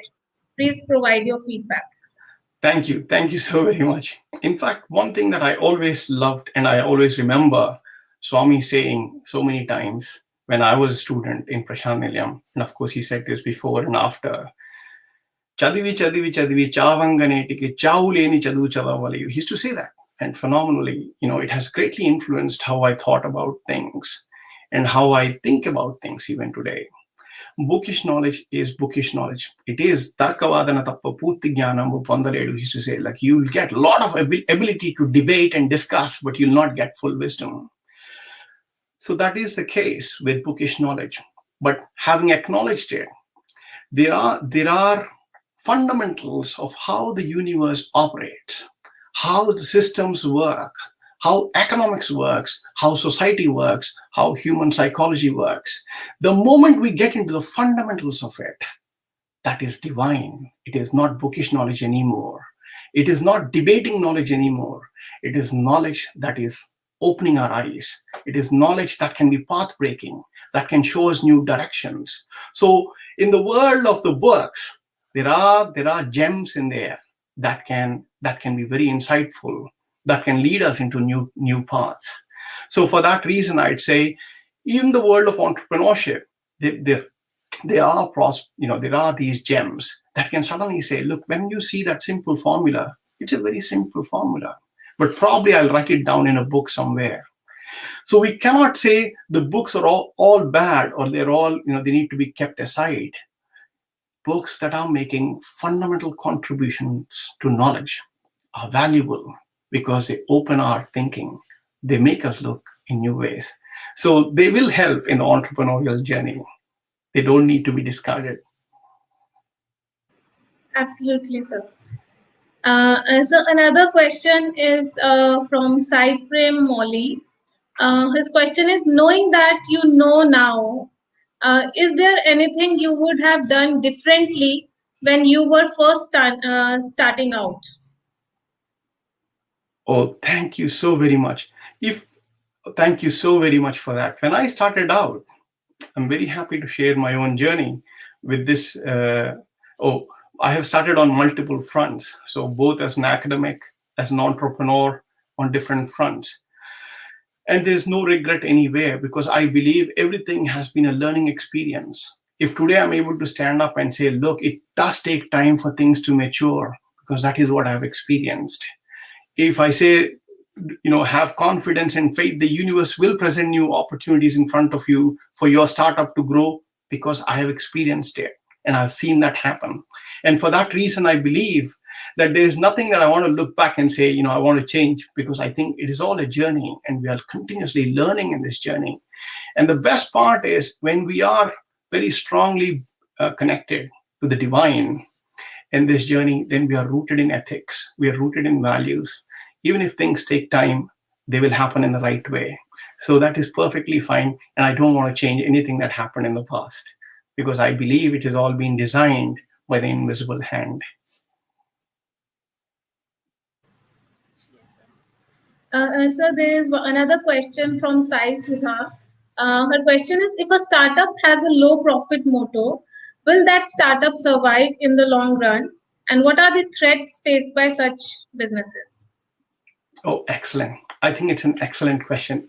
When Swami was giving his talk yesterday, he didn't say, don't have profit motto. He said, put a 5% or 10% profit, earmark it. And then, be explicit about it. Be honest about it. Get your accounts right. So, he's not, we are not to say that profit is bad. It's not about that at all. Profit is a good thing. One can do good things with profit. So it's not like we're shirking away from profit. It's all about what that profit is used for, how that profit is made. If that profit is used for a good purpose, if that profit is made through ethical means, there's nothing wrong with profit. I wish all entrepreneurs coming out of our university to become billionaires, to create billion-dollar enterprises, whether whatever happens to their efforts. I really wish everyone a big success. Why? Because with the kind of principles that Swami has inculcated, they'll all become forces for good in the world. That wealth that they'll generate will be used for good purposes. That will advance how our society is working. That takes care of how their creation of that wealth, that prosperity, will help millions of other people. So please aim high. Swami never says aim low. We should not aim low. We should aim high, but we should always combine profit with purpose. I do not know if I answered the question or if I drifted away somewhere. Yes, sir. So we are getting some compliments also for you, and students have expressed that this is the best guidance and speech which is given by Dr. Jagannath, keeping in mind the Swami's expectations on entrepreneurship. So our audience is very happy with You're very kind to say that. It's it's all offered to Bhagwan. Thank you. Thank you so much, sir, for taking out time today and addressing to every student's query. Thank you so much, sir. Thank you. Wish you all many congratulations for this wonderful conference on the Golden Jubilee of our Anantapur campus. Sairam. Thank you. Sairam.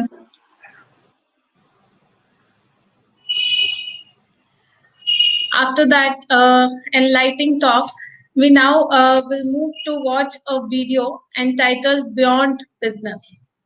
It chronicles, this video which we are going to show now, chronicles the wonderful projects done by Bhagwan himself, which have been built to show how organizations can run on the motives beyond profits and achieve the goals of community development, individual satisfaction, and optimal ideal use of all resources.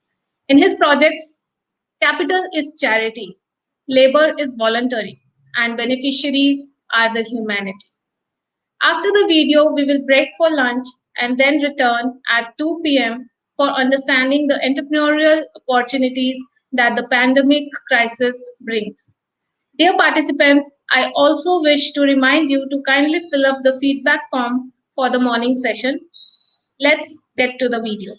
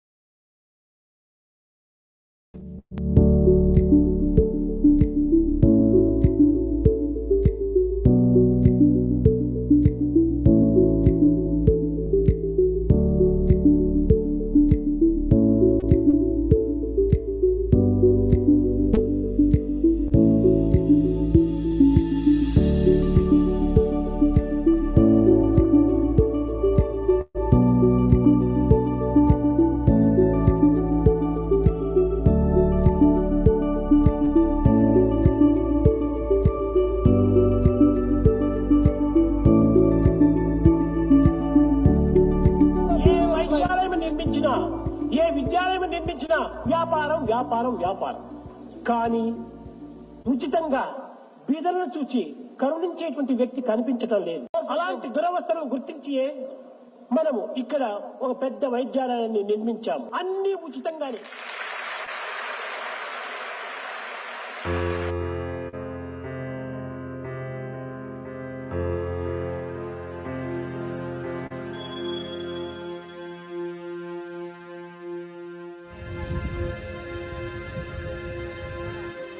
He provided fresh drinking water to over 1,000 villages.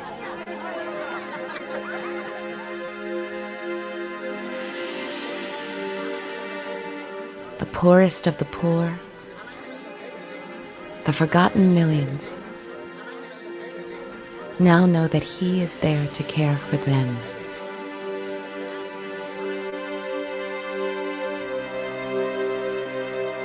He built temples of healing, bringing modern medicine to those who needed it most.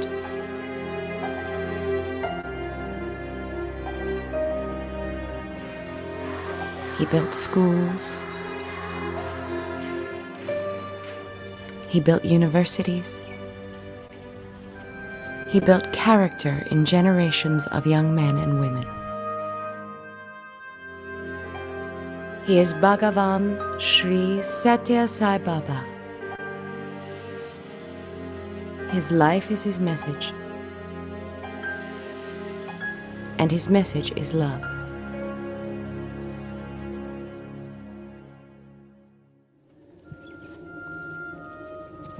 Satya Sai Baba says, I have come to achieve the supreme task of uniting mankind as one family through the bond of brotherhood, affirming and illuminating the reality of each being. త్రాగడానికి కూడా నీరు లేక చాలా అవస్థపడుతున్నారు. ఈ అనవసరంగా సముద్రంలో చేర్చేటువంటి ఈ జలం అంతా కూడాను రాయలసీమకు మళ్లించి ప్రజలందరూ కూడాను ఆంధ్ర వాళ్ళు కానీ తమిళ వాళ్ళు కానీ ఇంకా మహారాష్ట్ర అన్ని రాష్ట్రంలో కూడాను సుఖంగా ఉంటుండాలి. కనుకనే ఈ వాటర్ను రాయలసీమకు సప్లై చేసి ఈ యొక్క దుర్భిక్షాన్ని కొంతవరకు తగ్గించాలని నేను ఆశిస్తున్నాను.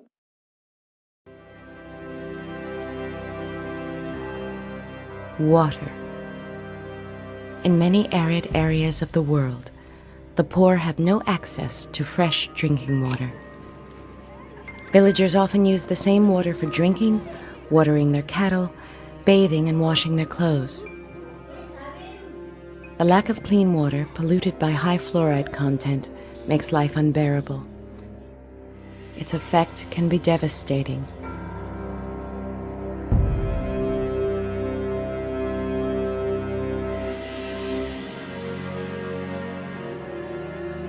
In early 1995, Satya Sai Baba launched the first phase of a massive project to provide safe drinking water to over 1,000 villages, covering a population of nearly 2 million.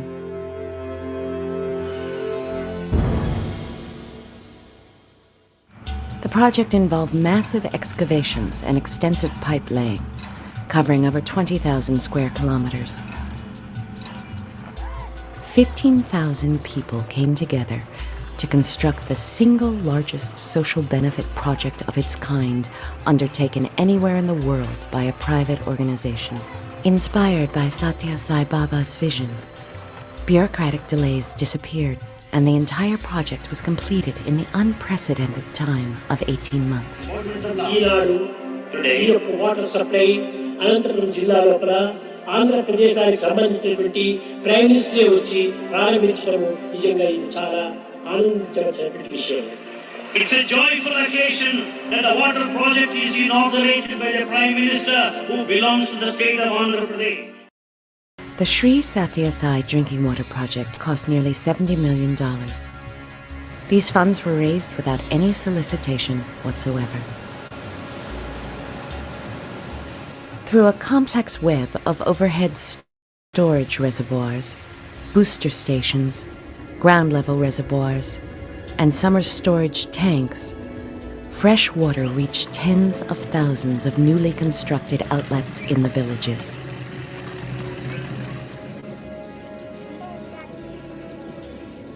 People who once walked miles for contaminated water now had safe drinking water in abundance. throughout the year at their doorstep.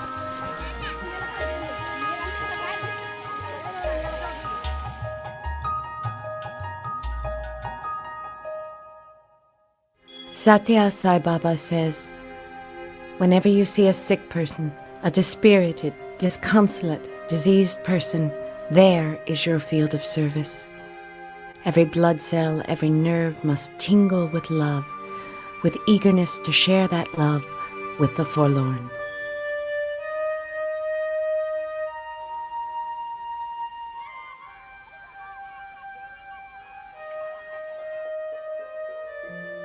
Mahatma Gandhi said that India lives in her villages. Villages that are often no more than a cluster of dilapidated huts, in which are huddled people, many of whom exist not by eating food, but on sheer hope. Hope that someone will care for them.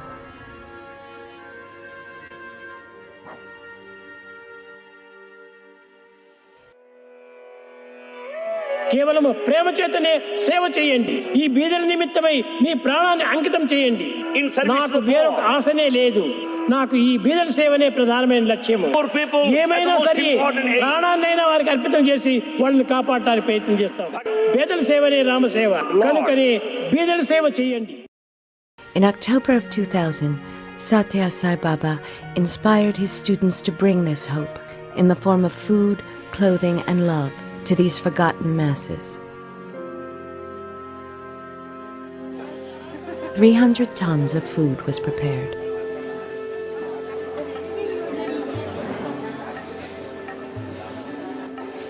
During a 2-week period, students and volunteers worked around the clock, producing over 500,000 servings.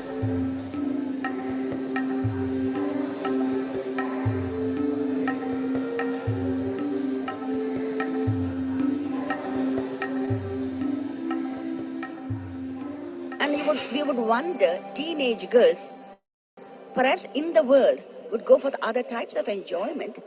Our children here, who have been molded by Bhagavan with his intense love and compassion, they're only too ready to do this task. They do not want to go home. They have their vacation now. And all of them stayed back saying, Madam, there's a wonderful opportunity. How fortunate we are that Bhagavan has called us to do this. Every morning, groups of students set out in a convoy of trucks to the surrounding villages. These students would experience firsthand the difficult living conditions in these villages, developing a deep compassion for the less fortunate. For many, it was their first experience with rural India. Throughout the day, they went door to door, to each house, in every village, no matter how remote, taking care not to neglect a single soul. The students touched thousands of hearts in 1,000 different ways, including their own.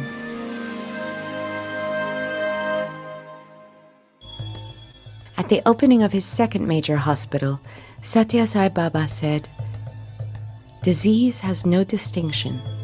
It may afflict anybody, be it a pauper or a millionaire. This hospital is dedicated for the welfare of the poor. I am happy only when the poor are served." I would like to thank you all for waiting so long and so patiently. I know you have been waiting for Baba, not for me.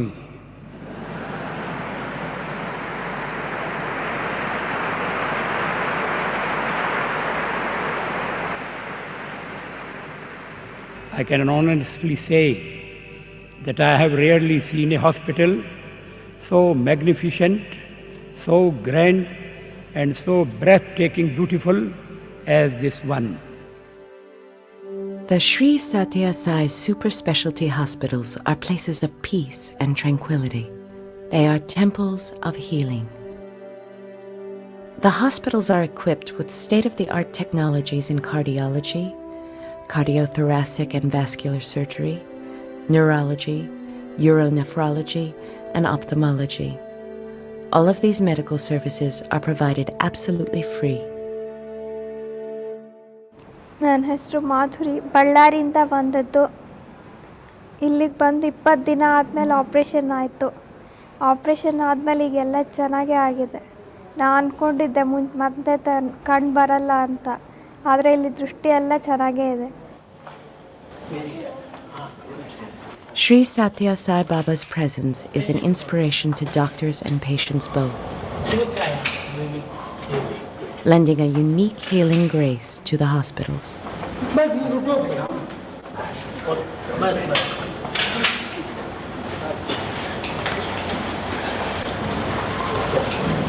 Cost has never been a factor here. So whatever is necessary for a patient, we do. Whether it's implants, which are expensive, the surgeon doesn't have this worry at all. Everything is taken off him. We just go ahead and plan the ideal treatment for the patient. There is the tremendous satisfaction of practicing medicine as it should be ideally practiced. That is, providing the best of medical care with love and with no economic considerations whatsoever to burden the patient or his family. In the remote village of Puttaparthi, Satya Sai Baba built the first of his super specialty hospitals in 1991. ఇలాంటి పవిత్రమైన యొక్క శక్తిని అభివృద్ధి పరచాలని చెప్పి సంకల్పించుకొని 100 కోట్ల వ్యయం చేత మన ప్రశాంతి నియమనందు ఒక విధమైన వైద్యాలయం స్థాపించడానికి ప్రయత్నించాము. బైపాస్ సర్జరీ కానీ, లేక కిడ్నీ మార్చడం కానీ, లంగ్స్ ఆపరేషన్ చేయటం కానీ, బ్రెయిన్ ఆపరేషన్ చేయటం కానీ అన్నీ ఉచితంగానే. Free medical services are brought to the villages as well, to people who would never have had access to them otherwise. They are given care and education about nutrition and hygiene.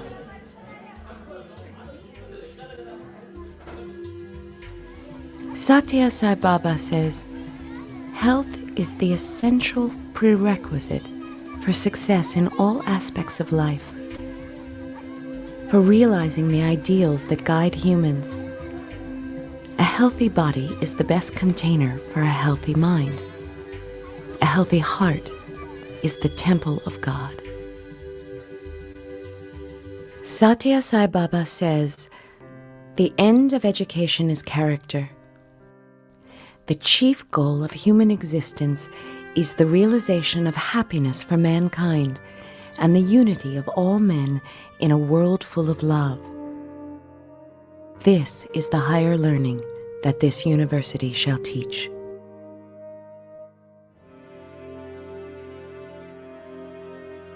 He has created an educational system from the elementary through postgraduate levels. Thousands of men and women have attended these schools and have consistently achieved the highest levels of academic excellence in India.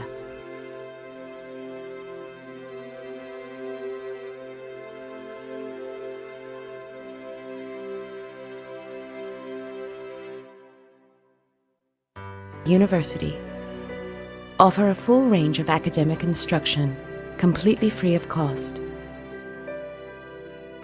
The extensive curriculum includes courses in the physical and biological sciences, computer science, mathematics and business, and a full array of the arts spanning music, dance, history.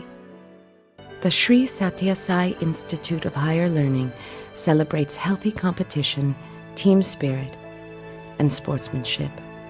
Each year, the annual sports and cultural meet showcases the creativity and talents of the students through physical activities and expressions of the cultural traditions of the land. Character.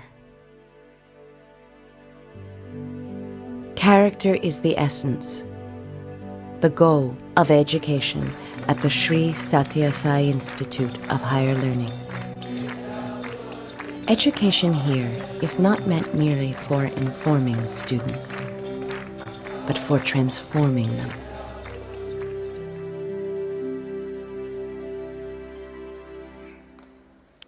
I am indeed delighted to participate in the 21st convocation of Sri Satya Sai Institute of Higher Learning. I take this opportunity to congratulate the young graduates for their achievements. I have come to light the lamp of love in your hearts, to see that it shines day by day with added luster. I have not come on any mission of publicity for any sect or creed or cause, nor have I come to collect followers for any doctrine. I have come to tell you of this universal, unitary faith, this spiritual principle, this path of love, this virtue of love, this duty of love, this obligation to love.